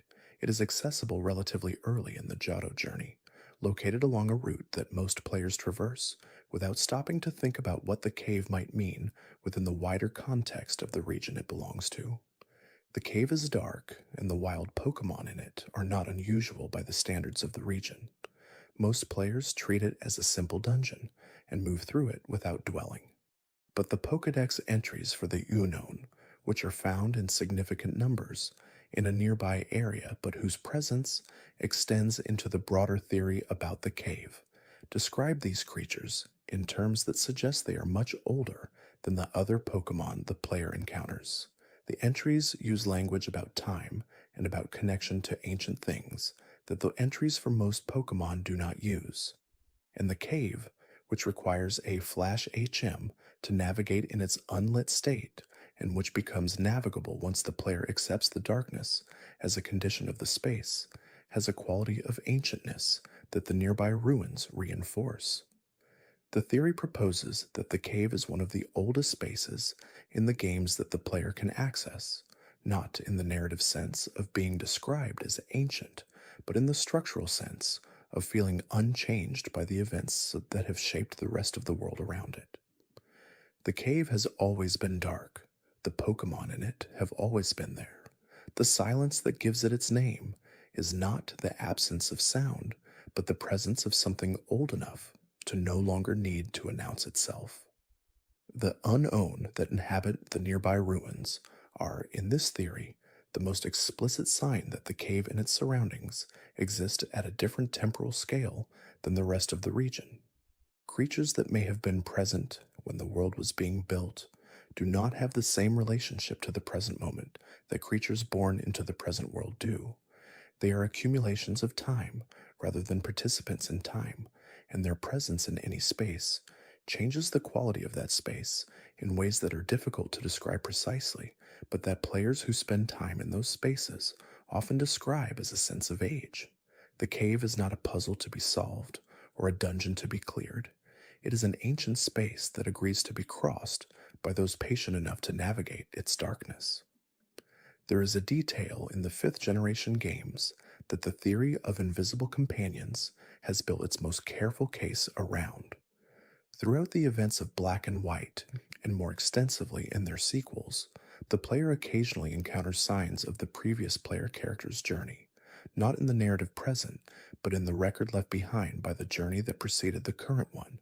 Items that were left, places that were visited, small traces of a presence that moved through the same world the current player is moving through. The theory proposes that this layering of journeys, one on top of another, is not simply a story beat, but a design philosophy. The Pokemon world is not a world that resets between players. It is a world that accumulates the presence of everyone who has passed through it, adding each new journey's record to the existing layers without erasing what came before. The invisible companions of the theory's title are the previous players, whose presence is visible in the traces they left rather than in any direct encounter. The world has their marks on it. The trees where they caught Pokémon in shaking grass still bear something of that contact. The caves where they battled, and the routes where they walked, and the towns where they stopped to heal are still, in some quality of the world that the games cannot render directly, but that the structure of the theory implies, carrying the memory of that passage. This theory is not provable in any conventional sense.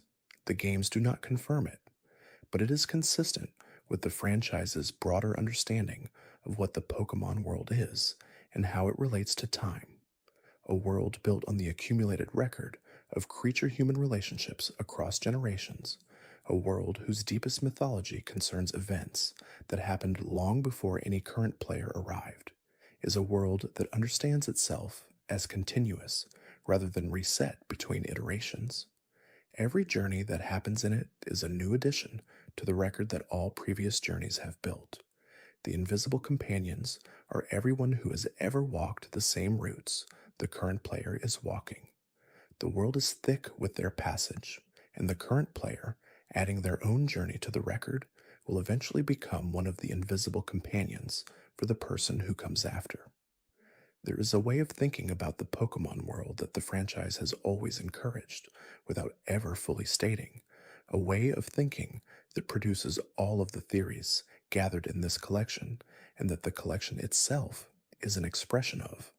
It concerns the relationship between attention and meaning, between looking carefully at a thing and finding that the careful looking reveals something that casual observation misses. The truck in the harbor reveals itself to be a confectionery apology, only to the player who went out of the way to find it. The sealed chambers in Hoenn open only to the player who learned a dead script and followed instructions that most players never noticed. The Raticate's absence means something only to the player who was counting the team members and noticed the gap. The hidden abilities of the legendary beasts carry their significance only to a player who was already thinking about the question they answer. The franchise built a world that rewards this kind of attention with specific gifts, small tokens placed in the spaces that only careful looking reaches. The gifts are not always information. Sometimes they are simply the experience of having noticed something that most players miss, the quiet satisfaction of having brought a quality of looking to the world that the world was designed to recognize. This is not a metaphor for anything outside the games. It is a description of what the games are. They are spaces built for a particular quality of attention, and the theories that players have developed across the franchise's history are the most vivid illustration of what that attention finds when it is sustained across enough time and enough play. The famous theories are famous because they found something real, not always something confirmed by the official record, not always something that the designers intended in the precise form that the theories describe, but something real in the sense that the observation was accurate, that the detail was present, that the feeling of something meaningful in a specific combination of facts was not invented but discovered. Every generation of Pokemon games has added to the mythology. Every new region has expanded the world's understanding of itself. Every new creature has provided new material for the attention that produces theories, new details in Pokédex entries, new relationships between species, new sealed chambers and ancient scripts, and impossible abilities coded into data structures that are not yet accessible. The theories gathered here were the famous ones, the ones that have traveled the furthest and lasted the longest in the shared imagination of the player community. But there are more. There are always more. In the newest games, in the most recent Pokédex entries, in the creatures that have just been added to the catalog and have not yet had enough time to accumulate the theories they will eventually produce, the same quality of attention that generated the Raticate theory and the Mew under the truck theory and the evolution theory is already at work. There is a Pokémon in the Alola games that exists at the intersection of multiple theories, a creature whose description in the Pokédex touches the most philosophical territory any single entry has occupied in the franchise's history. Mimikyu wears a disguise made from old cloth, shaped roughly into the appearance of a Pikachu. The disguise is not meant to deceive.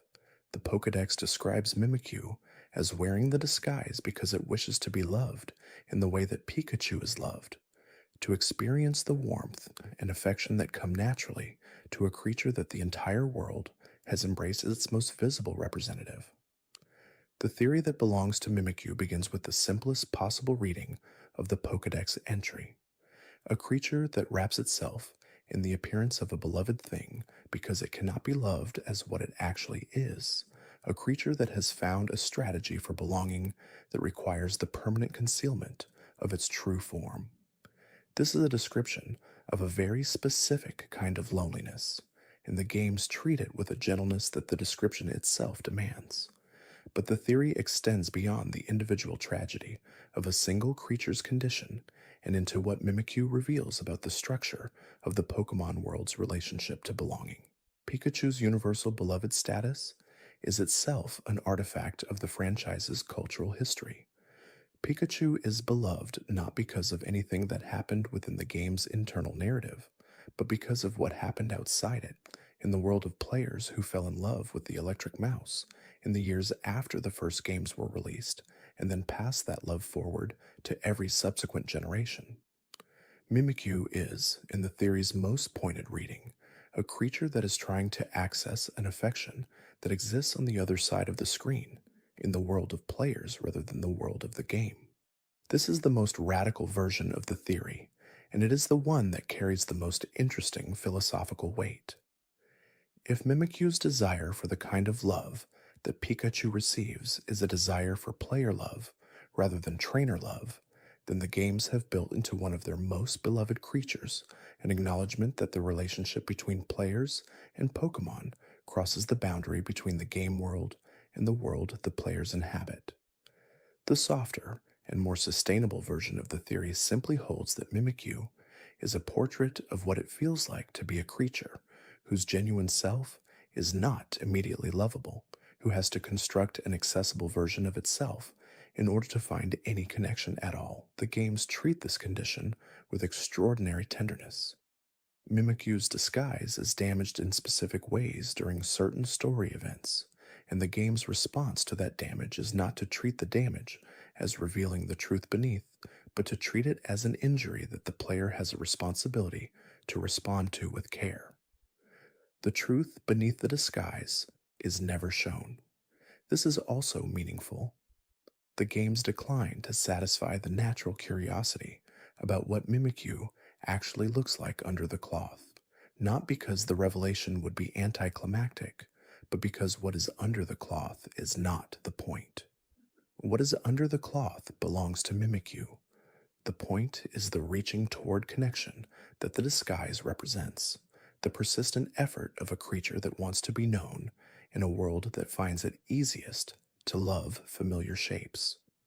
The Pokémon world contains a significant number of creatures whose existence raises questions about the nature of identity across evolutionary transformation. Most Pokémon evolutions are described as processes of natural development.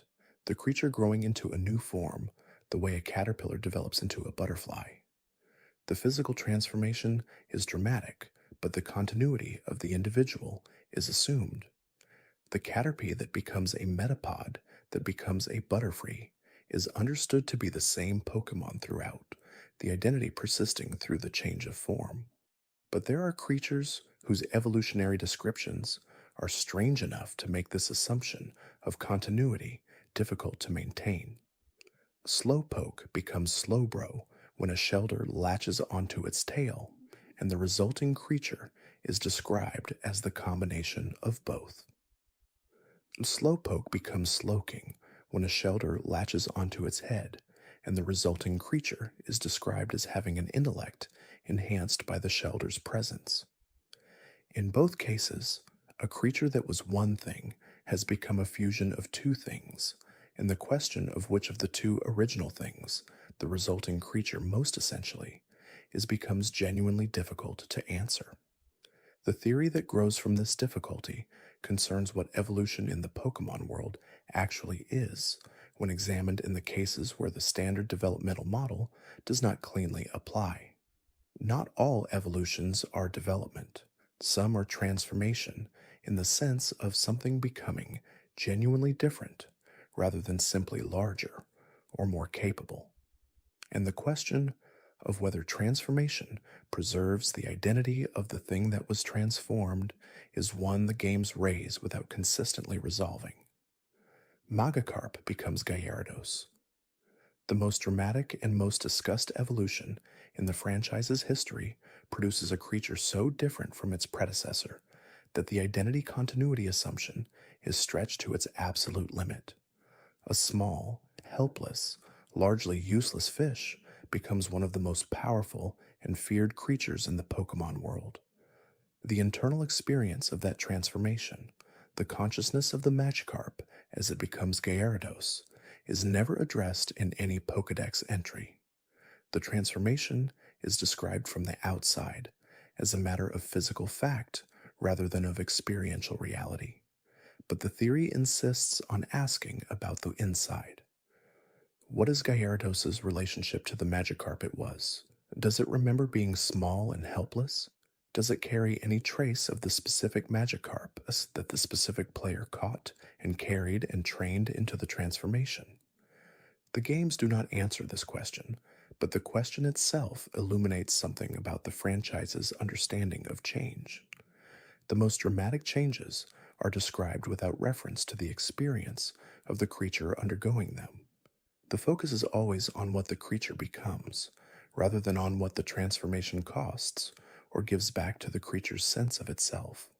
The theory's gentlest version proposes that this silence is appropriate, that the Pokemon world understands dramatic change as something that cannot be described from the inside, because the inside is itself what changes. Gyarados does not have a Magikarp's perspective on its own transformation, because Gyarados is not Magikarp.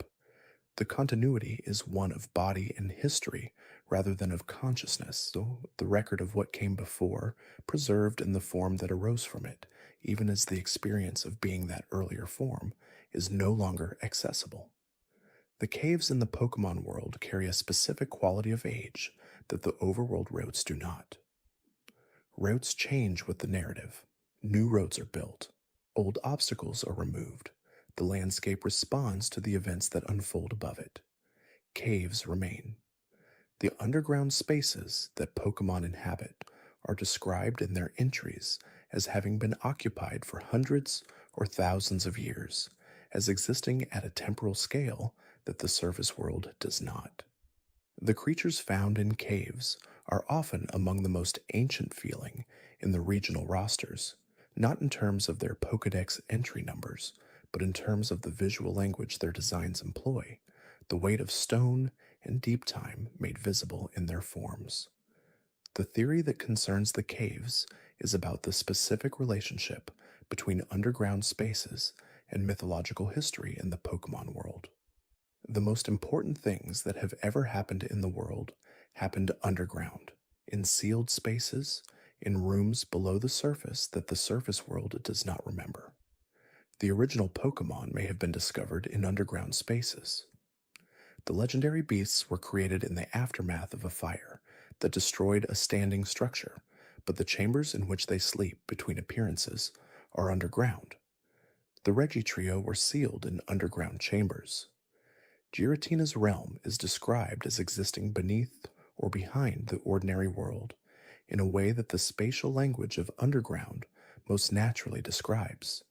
The caves are the Pokemon world's archives. The surface is where the present lives, where the journeys happen and the trainers walk and the routes connect towns to each other in the geography of ordinary life. Below the surface, accessible through cave entrances that the games treat as thresholds rather than simply as gameplay transitions, is where the world stores what it does not need in daily life but cannot afford to lose. The Pokemon found in caves reflect this archival quality. Zubat and Golbat inhabit caves across multiple regions, as if they are the curators of those spaces, present regardless of which region the cave is in, creatures of the dark and the enclosed that appear wherever enclosed darkness is found. The fossil Pokemon, whose Pokédex entries describe them as creatures revived from ancient stone, are found in caves that hold the remains of geological ages, the compressed record of the world before the present world began.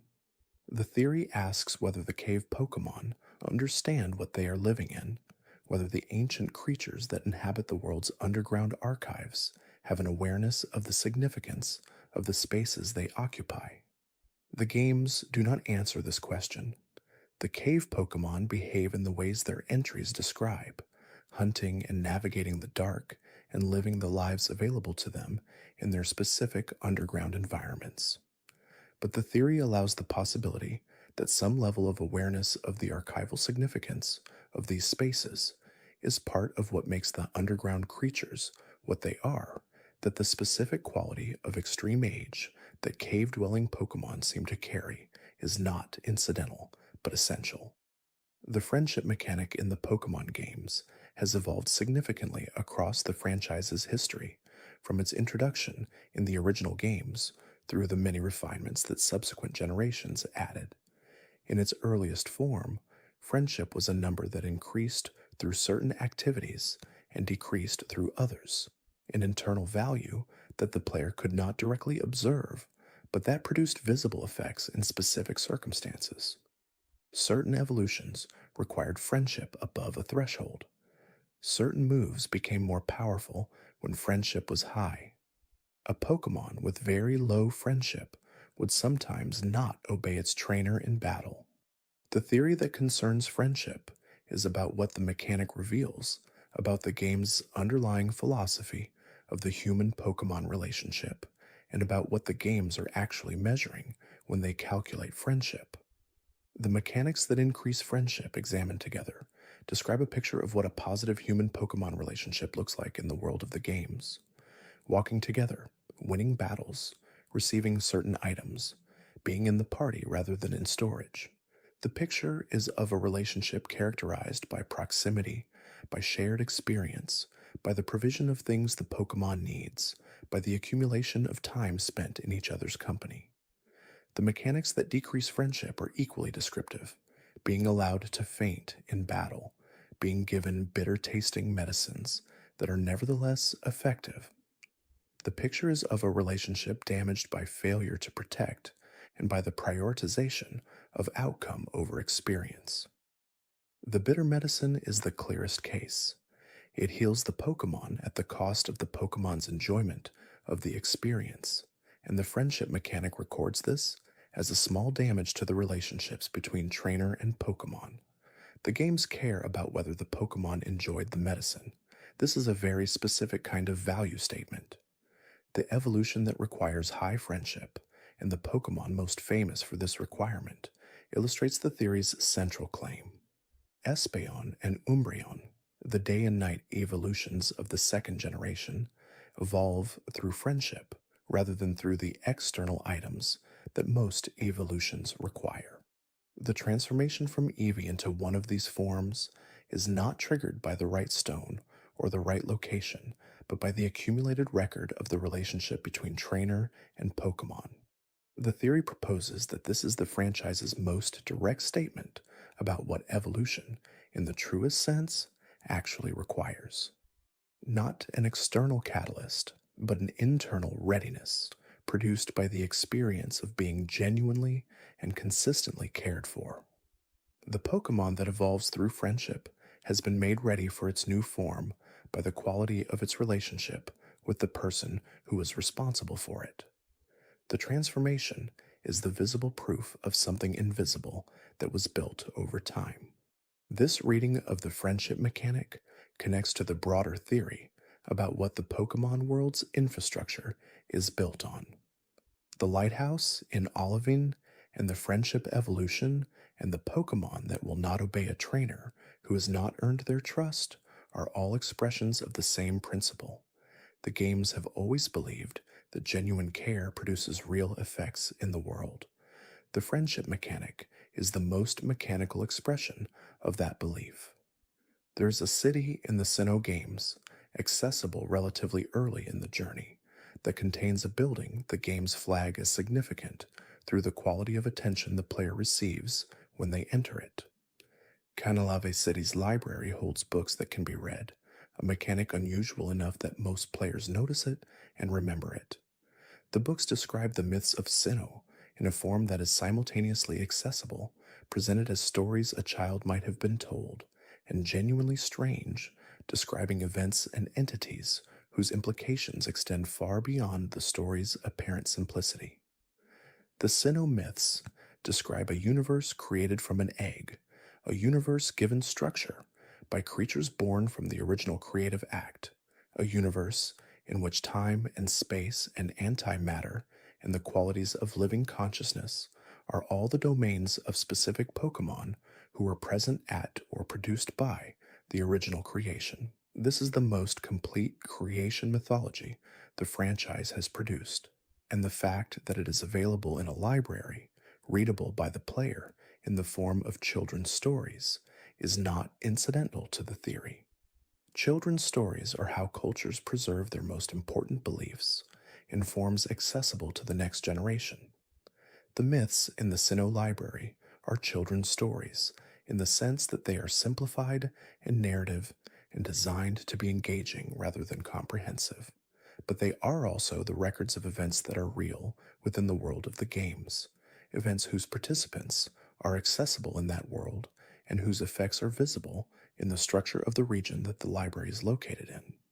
The theory that concerns the Canalava library is about the relationship between knowledge and story, about how the most important things a culture knows are encoded in forms designed for transmission rather than for academic precision. The scholar who wants a comprehensive account of how Sinnoh's mythological universe was created might be frustrated by the library's children's stories. The player who understands those stories as the culture's way of holding onto something too large for a comprehensive account will find in them more than the story's surface seems to contain. The most important of the stories is the one describing what happens when the balance between Dialga and Palkia is disturbed. The universe itself becomes unstable. Time and space are the conditions that make everything else possible, and creatures that hold those conditions in their domains are therefore foundational in a way that even the most powerful Pokemon that exist within time and space are not. The library tells this in a children's story. The game then allows the player to encounter the reality of it in Spear Pillar, where the story becomes the event, and the children's tale becomes the framework for understanding what is happening. The library is not background material, it is preparation. The games put it there so that the player who took the time to read it would understand what the climax means in a way that the player who did not read it cannot. The subject of held items in the competitive Pokemon context has generated theories about the world that the items represent. Most held items are simply objects with mechanical effects in battle, tools that the player equips to their Pokemon to improve performance in specific situations.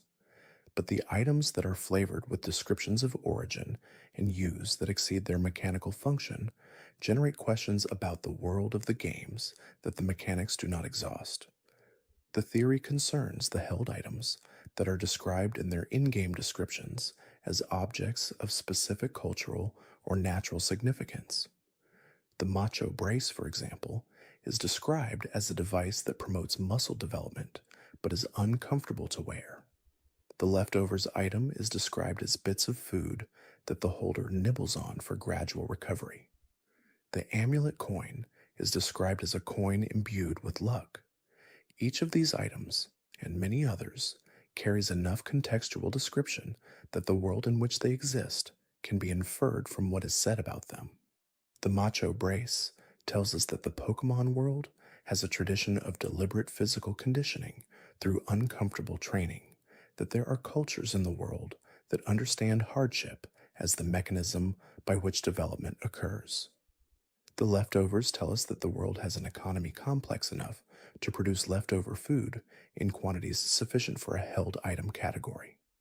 The amulet coin tells us that there are forms of luck in the world that can be manufactured or transferred through objects, that the magical and the economic exist in a relationship in that world that the games do not fully describe.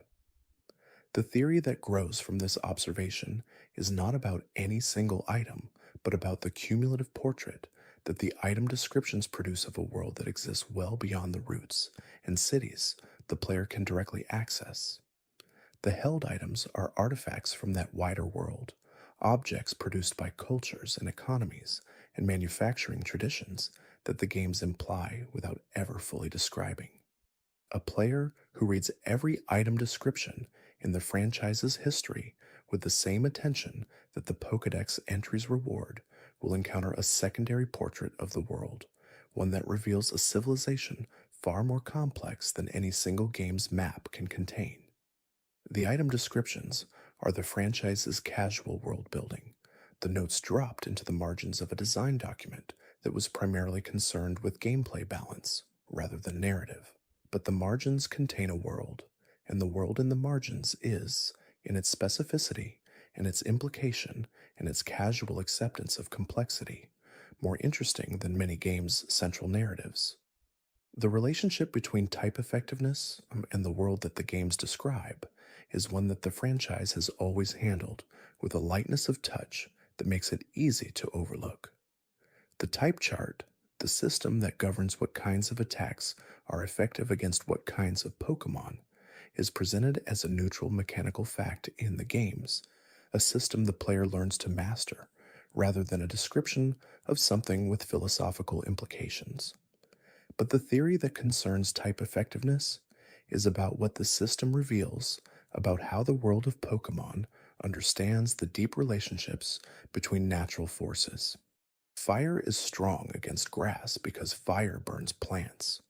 Water is strong against fire because water extinguishes flame.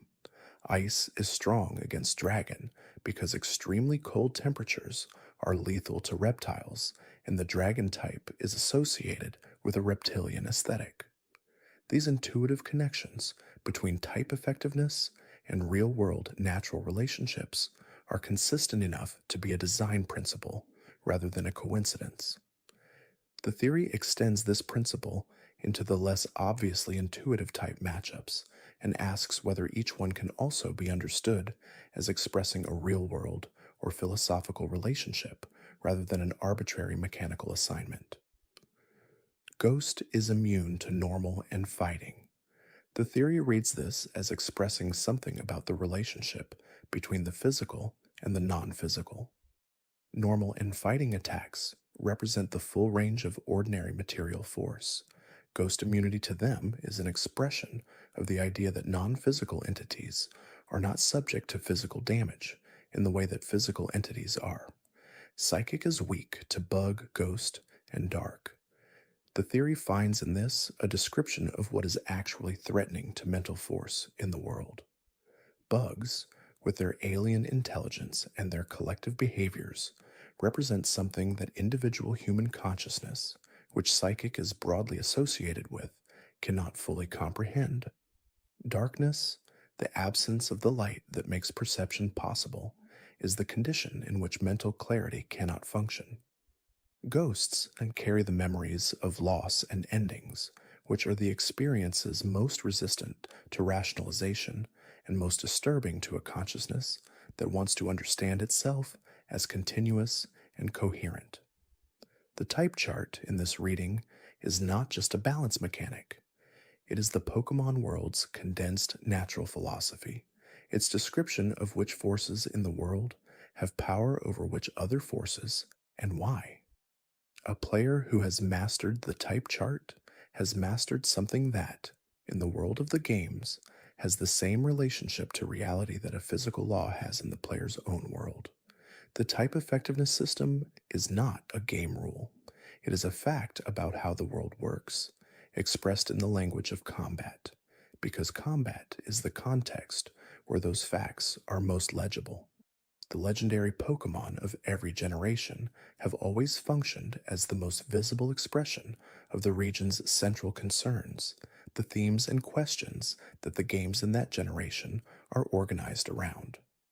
But there is a secondary layer of legendary Pokemon in most generations, the sub-legendary trio or duo or quartet that exists beneath the primary legendaries in terms of narrative prominence, but that carries its own mythological significance within the regional story. The theory that concerns the sub-legendary groups is about what their collective designs reveal about the specific question each generation was most interested in exploring. The Generation 1 trio of legendary birds, the Generation 2 quartet of Ho-Oh, Lugia, and the 3 legendary beasts, the Generation 3 weather trio, the Generation 4 creation quartet, all of these groups, when their members are read collectively, describe the precise mythological territory that their generation was attempting to chart. The legendary birds of Kanto describe the 3 conditions of extreme weather, fire, and ice and lightning as elemental forces that can be contained in individual creatures, but that exist in the world as forces that exceed any individual container. The region they inhabit is the one that introduced the concept of legendary Pokemon as distinct from powerful but ordinary Pokemon, and their design reflects that introductory function. They are powerful, they represent natural forces. Beyond that, their mythology is relatively spare. The Generation 2 legendaries describe something more complex. The 3 beasts carry historical weight, the weight of the event that created them. The 2 birds carry the weight of a relationship that was disrupted, a balance that was disturbed, a world that had to find a new equilibrium after losing the original one. The generation as a whole is interested in historical events and in the way those events continue to shape the present, and the legendary Pokemon express this interest at the level of the world's most powerful entities. Each subsequent generation deepens this progression. By Generation 4, the legendary Pokemon are not just powerful representatives of elemental forces or historical events, but embodiments of the conditions that make the existence of anything else possible: time, space, antimatter, the emotional and epistemic qualities that living consciousness requires. The theory holds that this progression is intentional, that the franchise was always building toward a mythology of sufficient depth to describe the world's most fundamental structure, and that each generation's legendary Pokemon represent one more step in that construction. The result is a mythology that a player who has been with the franchise across all its generations carries in a different way than a player who came in at a single point. The full picture requires the whole progression, the elemental forces and the historical events, and the regional balances and the creation structures all present simultaneously, each layer adding depth to the others, in the way that geological layers add depth to the understanding of the ground they compose. There is a specific theory about the Pokemon Tower in Lavender Town that concerns not the ghost that blocks the player's path or the memorial function of the building, but the wild Pokemon that inhabit the floors above the ground level.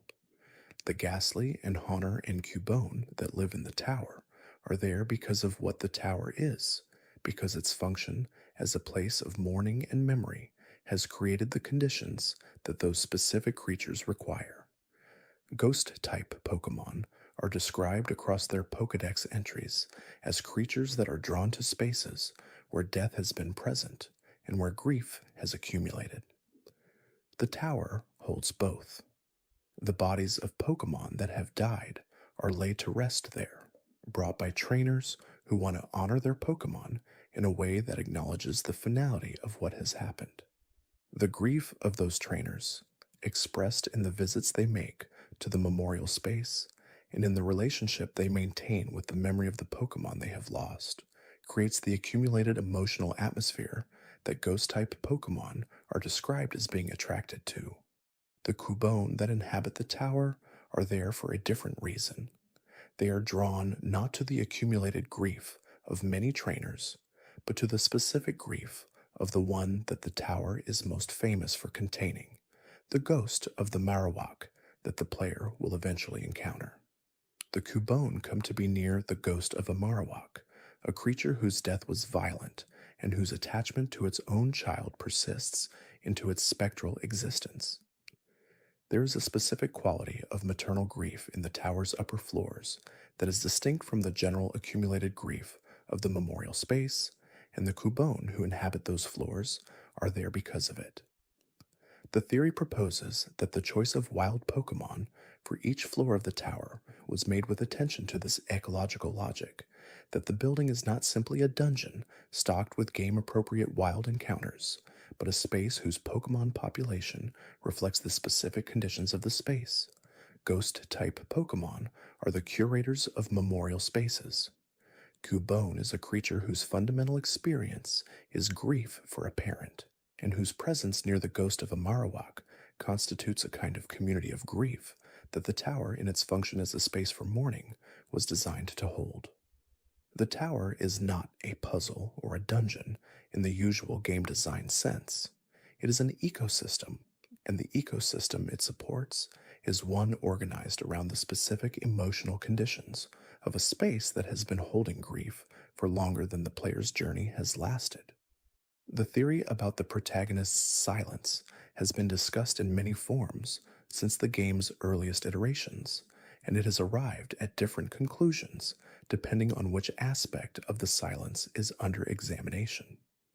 The most commonly discussed form of the theory concerns the player character's literal absence of dialogue, the game's standard approach of presenting the protagonist as a responsive surface for player projection rather than as a character with their own defined voice.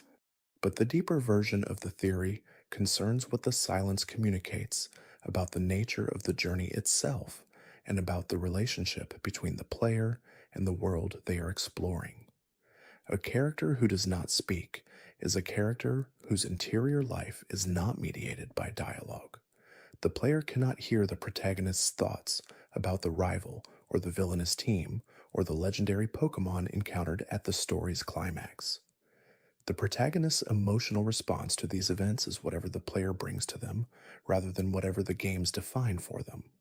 This produces a specific kind of experience that is distinct from the experience of games with defined protagonists who speak their own thoughts. The player fills the silence with their own response, which makes the journey more personal and the events more affecting than they would be if the protagonist's reactions were scripted.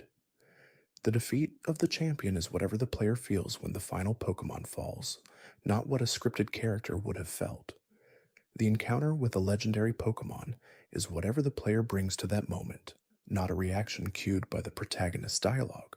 The theory's most resonant claim is that the protagonist's silence is the franchise's most significant design choice, more significant than any individual story beat or any specific legendary Pokemon's mythology.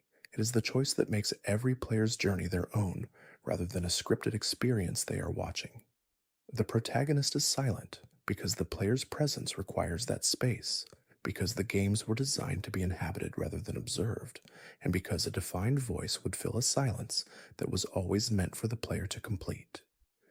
Red's silence at the summit of Mount Silver is therefore not simply a character beat, it is the protagonist's silence maintained across the transition from one game to the next, preserved as the essential quality of the character into an encounter that the games treat as their most resonant face-to-face confrontation.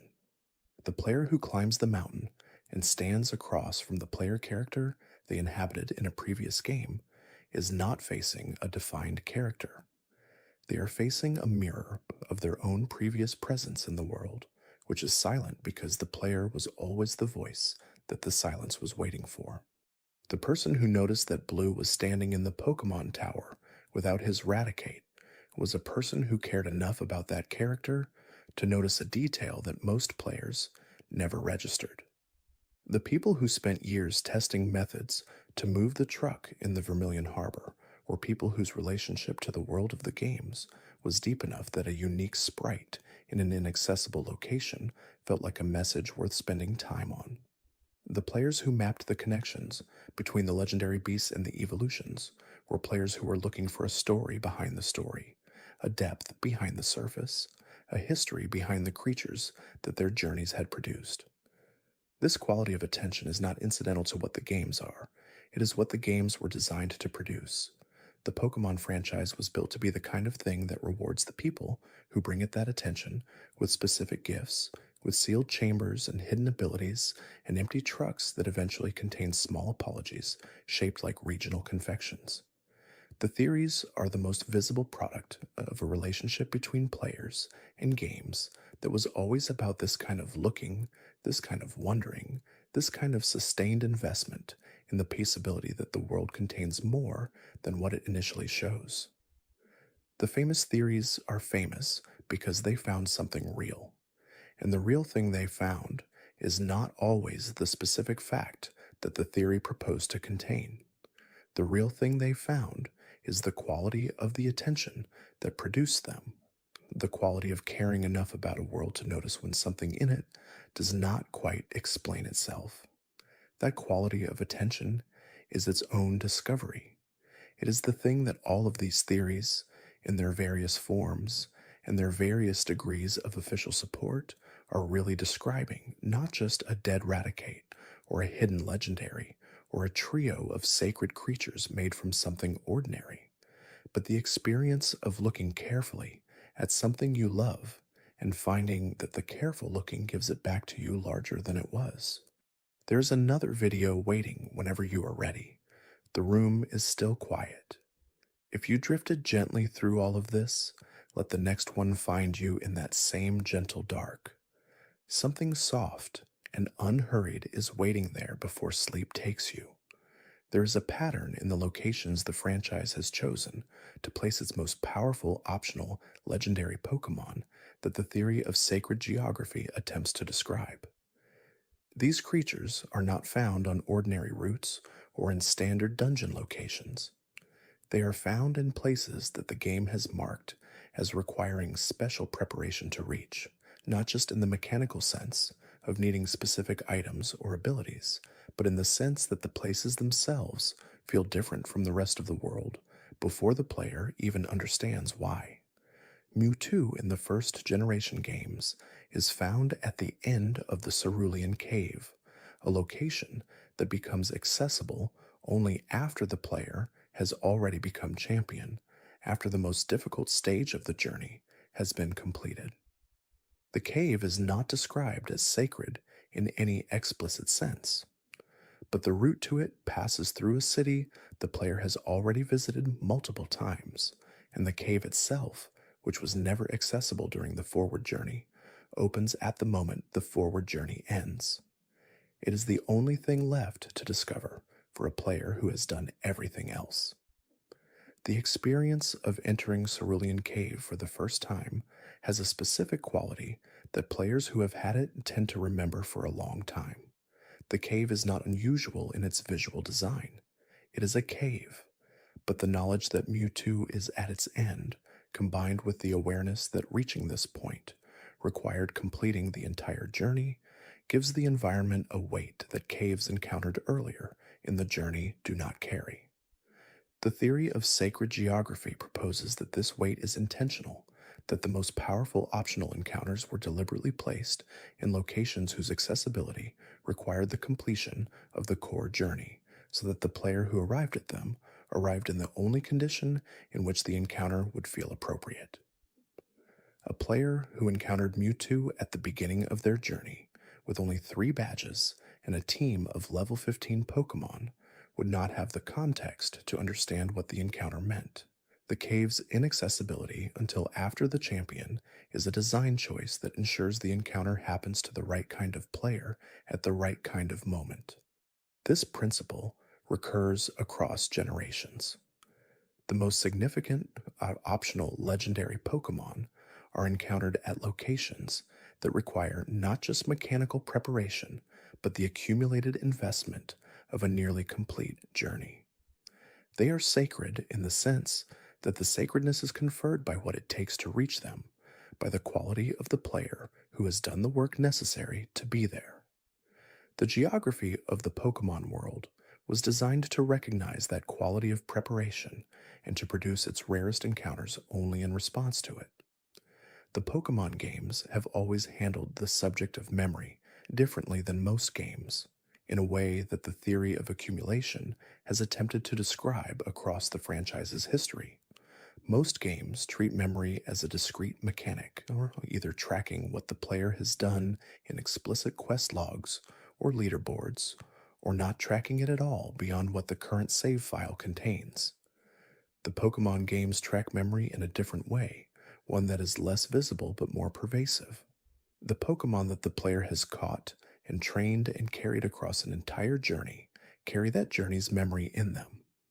Not as a retrievable record that can be consulted, not as explicit lore that the games describe, but as the accumulated product of every battle and every route and every moment of sitting in the party versus sitting in a box.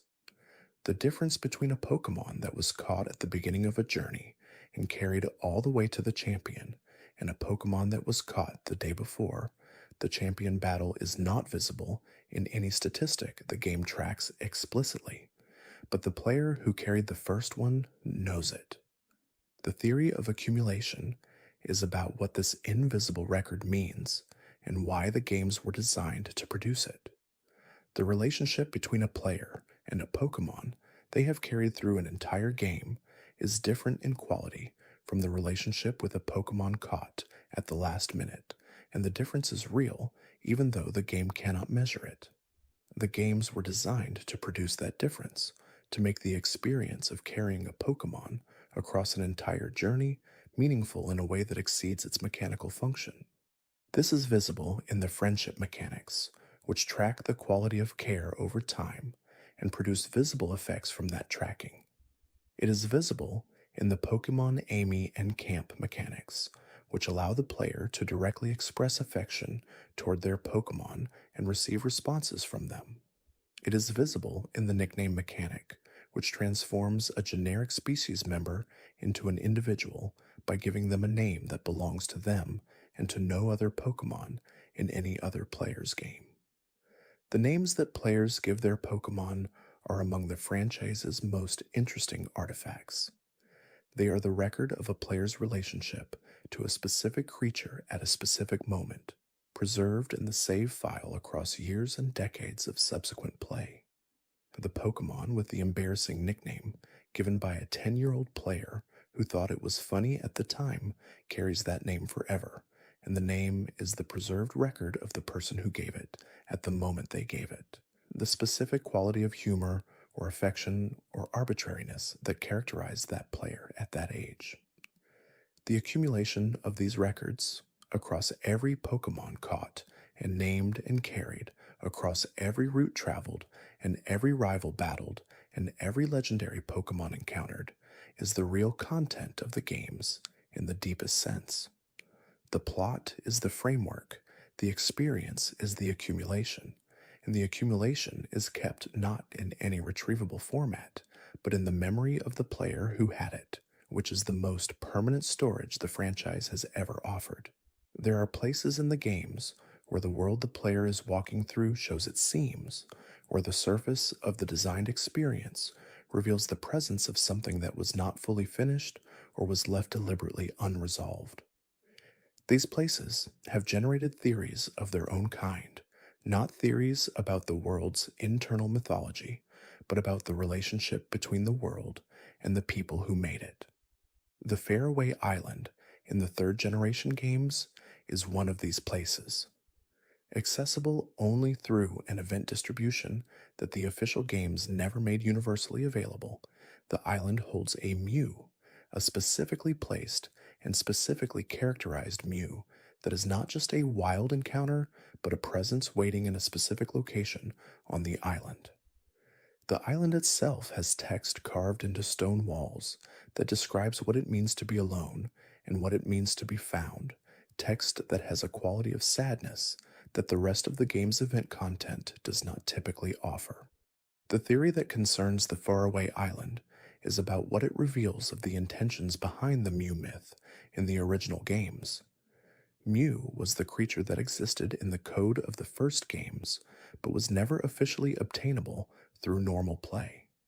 Its presence in the data was discovered by players, and the rumors that followed became the Mew under the truck theory and the other playground myths of the original era.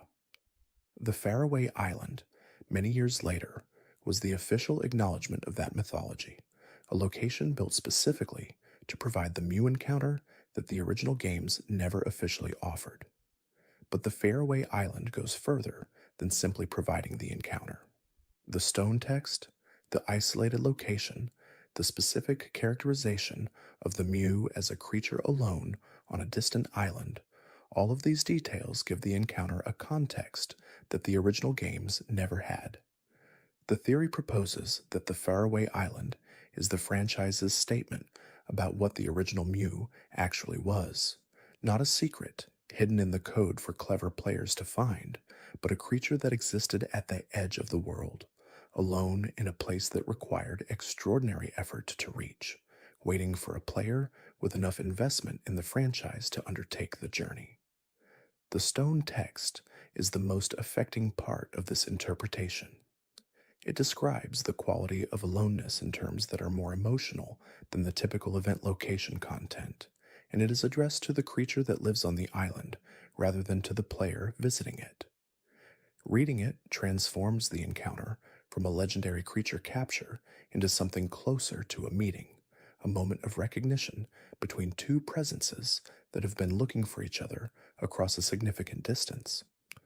The question of language in the Pokémon world, specifically the question of whether Pokémon understand human language and whether humans can understand Pokémon, has been handled inconsistently across the games in a way that the theory of linguistic connection addresses carefully.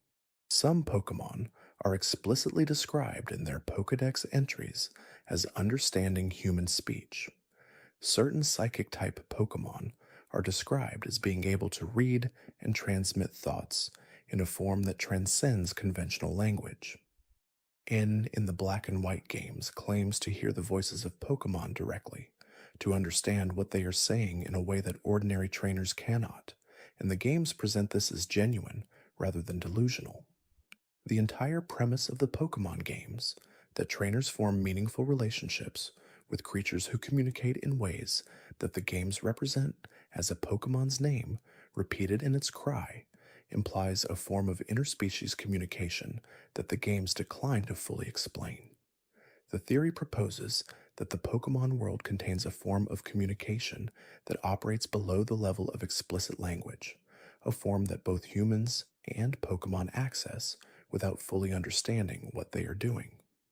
When a trainer and a Pokémon have been together long enough, the trainer begins to know things about the Pokémon's emotional states and preferences that they could not have inferred from behavior alone. When a Pokémon trusts its trainer enough, it responds to commands in ways that exceed the mechanical explanation of the friendship mechanic's effects. N is not unusual in his ability to hear Pokémon. He is unusual in his willingness to describe what he hears and in the specific conditions of his childhood that made the voices of Pokémon the primary language of his formative experience.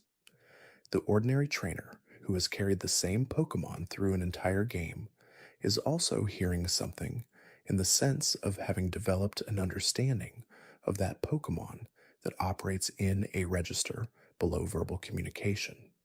The games do not describe this as hearing, but the relationship it describes, The quality of understanding that develops between a trainer and a long carried Pokemon is what N was trying to articulate in the language of voices. The Pokemon world is not a world in which two separate species are learning to cooperate despite their fundamental communicative incompatibility.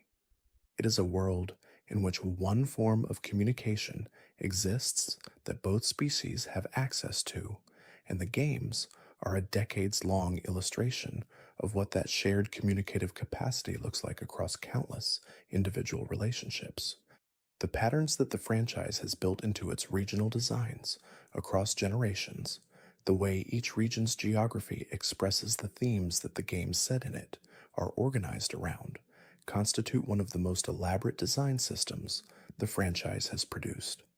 The theory of regional philosophy attempts to describe this system and to extract from it a portrait of what the franchise believes about the relationship between landscape and the qualities of the people and creatures that inhabit it.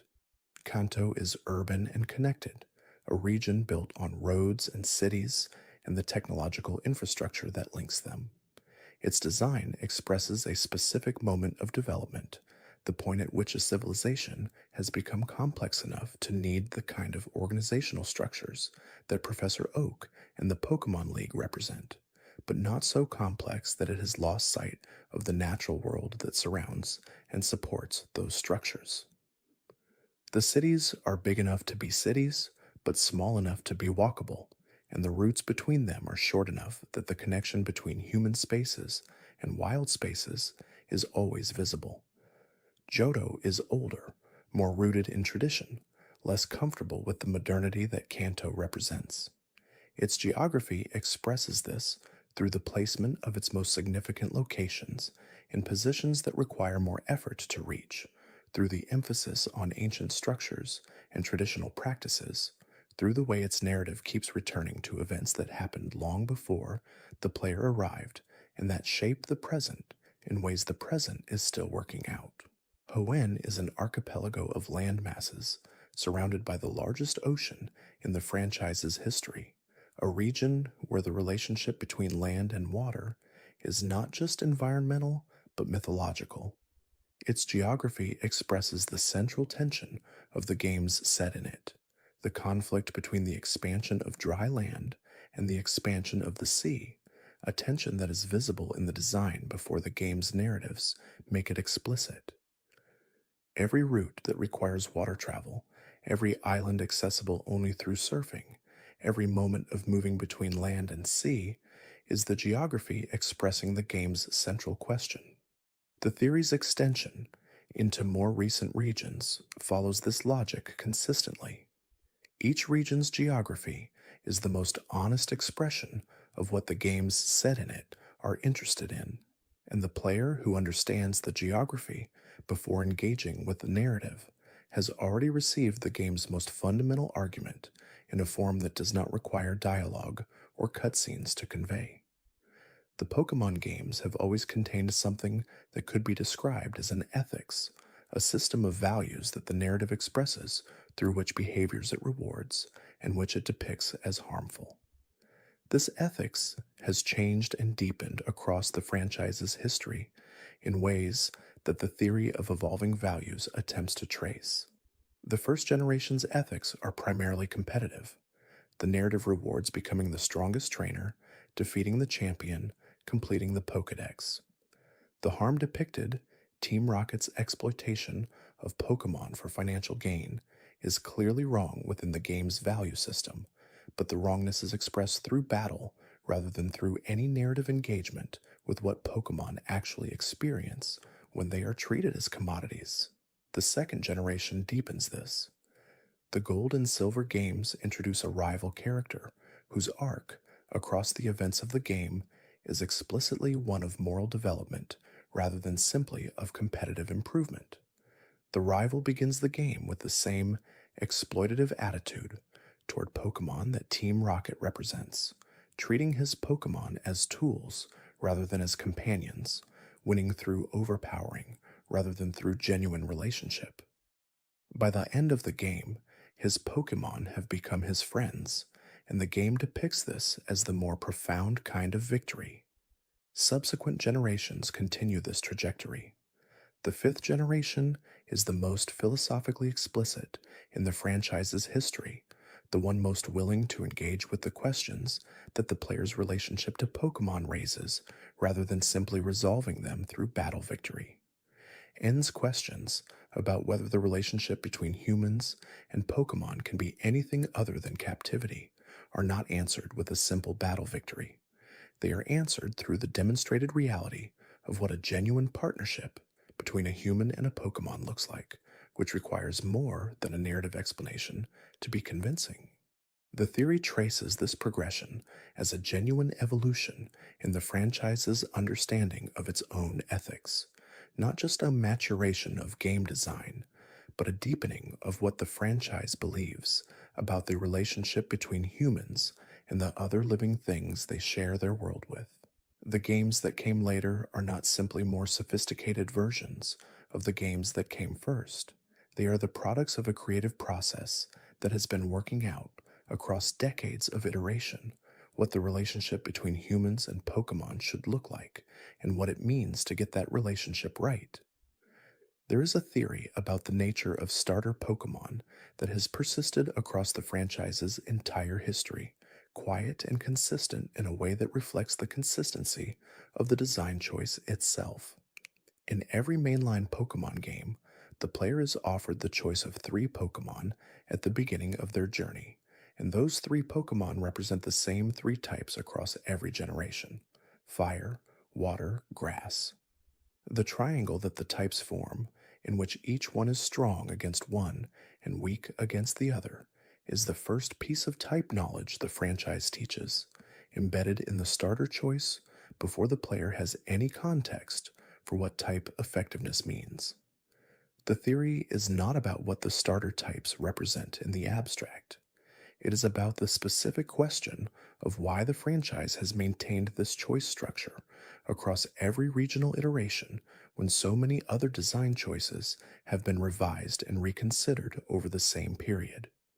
The starter types have been consistently 3 of the 17 types in the current game. The franchise could have given players different types to choose from in different regions. It has not. The theory proposes that the fire, water, grass triangle is not simply a balance mechanic or a tradition that became too entrenched to change.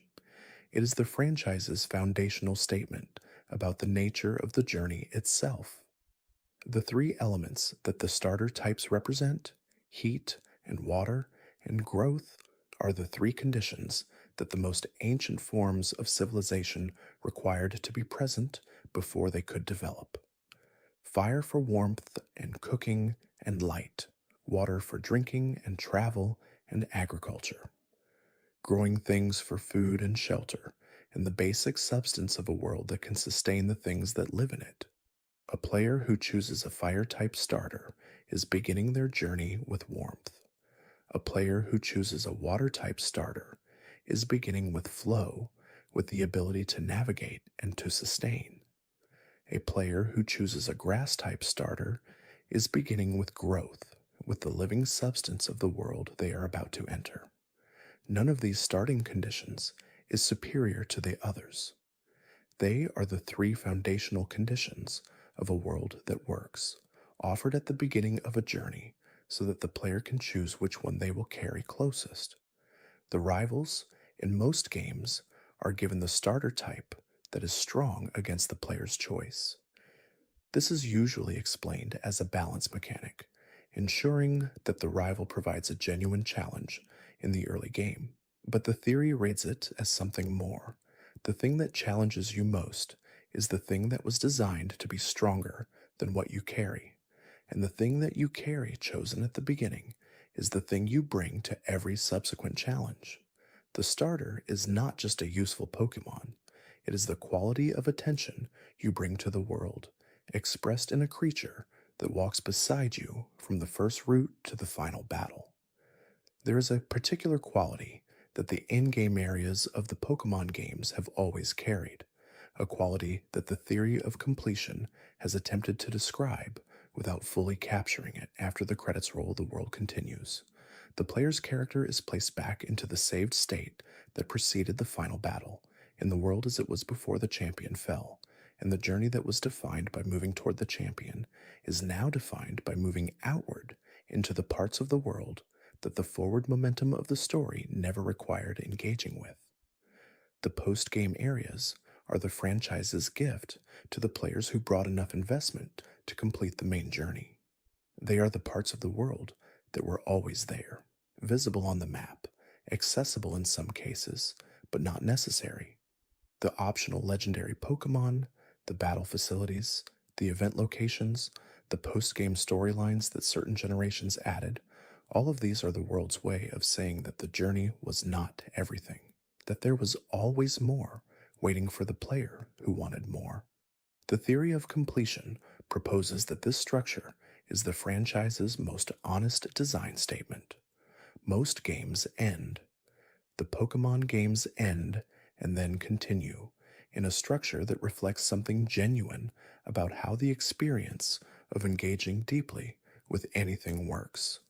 The first pass reveals the main shape of the thing. The subsequent passes, made with the knowledge that the main shape has been understood, reveal the details that the first pass could not fully attend to. The post-game Pokemon, the legendaries found in caves or on islands, or in areas accessible only after the main story has been completed, are the franchise's most explicit version of this structure. They are the rewards for players who completed the main journey and then continued. They are the things the world was keeping for the player who demonstrated, through completing the champion battle, that they had the investment and the patience to find them. The player who completes the Pokédex has completed the deepest possible version of what the games offer. The franchise has never been shy about how difficult and how time-consuming this completion is, has always maintained it as a genuine achievement rather than a trivially obtainable one. The Hall of Fame, which records every completed game run in the save file, is the most explicit acknowledgement that these journeys are worth recording. The Pokédex completion, which requires encounters and trades and event Pokémon across multiple games and multiple generations, is the most complete record a player can make of having been there, of having brought the quality of attention to the world that the world was always waiting to receive. The oldest rooms in the Pokémon games are the ones that most players walked through fastest. The rooms in the early routes, the caves near the starting towns, the first gym buildings before the gyms contained anything that required careful attention. These are the rooms the player sprinted through as quickly as the game allowed, focused on the forward momentum of the journey, not yet in the mode of careful attention that the later stages of the game would require. The theory about first routes is about what is present in those spaces that most players never noticed, because they were always moving too quickly through them. The routes at the beginning of every game were designed with as much care as the routes at the end, but the care was spent differently. The early routes teach. They introduce the basic encounter system, the basic battle structure, the basic quality of what it means to be in this world. The teaching is so embedded in the design that most players absorb it without knowing they are being taught. The first wild encounter on the first route is the franchise's most important single-game moment, and it is designed with a quality of gentleness that subsequent encounters never quite replicate. The Pokémon is weak. It is described in its Pokédex entry as one of the most common species in the region, a creature so abundant that encountering it requires almost no effort.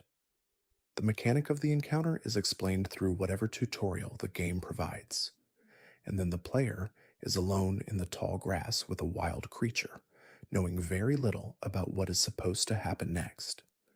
Every player who has spent years with the franchise carries the memory of this first encounter in a form that is more feeling than fact. Not the specific Pokémon necessarily, or the specific moves that were used, but the quality of the moment, the specific feeling of being on a route that has just become a place where wild creatures exist and where the player is now responsible for responding to them. The franchise built its entire subsequent mythology on top of that first moment, on the feeling it produced, and on the willingness to pursue what that feeling was pointing toward. There is a specific silence that surrounds the most significant moments in the Pokemon games, and it is different from ordinary silence. The silence before a legendary Pokemon encounter is not simply the absence of the ambient music that played in the route or cave leading up to it. It is a deliberate space created by the game's audio design, a moment where the world holds its breath before the encounter begins. The silence says something. It says that what is about to happen is different in kind from what has been happening, that the world is making room for something it does not often contain. The legendary encounters in the original games were accompanied by music that players who experienced them in the 90s and early 2000s still carry in their auditory memory with a completeness that other music from that era rarely achieves. The theory about legendary encounter music is about why this specific kind of music functions the way it does in the experience of players who encountered it at the right age and in the right circumstances. The music was composed for specific emotional purposes. It was designed to produce a quality of awe, the feeling of being in the presence of something larger and older and more significant than the player's ordinary experience of the game had prepared them for. This is not a unique quality of the Pokemon game's legendary encounter music. Many games compose music for significant moments that is meant to produce specific emotional responses. What makes the legendary encounter music of the earlier Pokemon games remarkable is the longevity of its effect. Players who have returned to these games decades after their first play report that the music produces the same quality of feeling it produced originally, even when the player is now an adult with a comprehensive understanding of the game's design and a detailed knowledge of everything that is about to happen. The music has not become less effective through familiarity. It has accumulated the additional weight of memory of every previous time it was heard, and plays now both as itself and as the record of all the times it was heard before. The theory proposes that this durability is the result of the music being designed for something more permanent than a single game moment. The legendary encounter music was designed for a quality of experience that would remain real across whatever changes the player went through between the first hearing and subsequent ones. The music was composed for the person the player would eventually become, not just for the person they were when they first heard it. This is what the best music in the franchise has always done. It was composed with a knowledge, conscious or not, that the games would be returned to, that the moments the music was scoring would be experienced more than once by people who would be carrying different amounts of experience with them each time. The music was built to grow with the players who heard it, to carry different meanings at different ages, without losing the core quality that made it meaningful in the first place. The theory of legendary encounter music is ultimately a theory about what makes something last, not technical sophistication, though the compositions are technically accomplished. Not nostalgia alone, though nostalgia is part of what the returning player brings to the encounter. But the specific quality of having been designed for something real in human experience, designed for the feeling of encountering something significant that has no adequate verbal description, designed for the moment of looking at something ancient and immense and finding that the looking changes you in a small and permanent way. The Pokemon games have produced that kind of moment many times across many generations. The music was there for each one, and the music will be there for the next player who encounters it for the first time, and for the returning player who encounters it again after years away, and for everyone in between who plays these games in the quiet hours and finds in them the specific quality of wonder that they were always designed to produce. Thanks for watching. If you enjoyed drifting through these quiet moments, there's another video waiting on the left of your screen. Let it play while you rest. You might discover something gentle before sleep takes you again.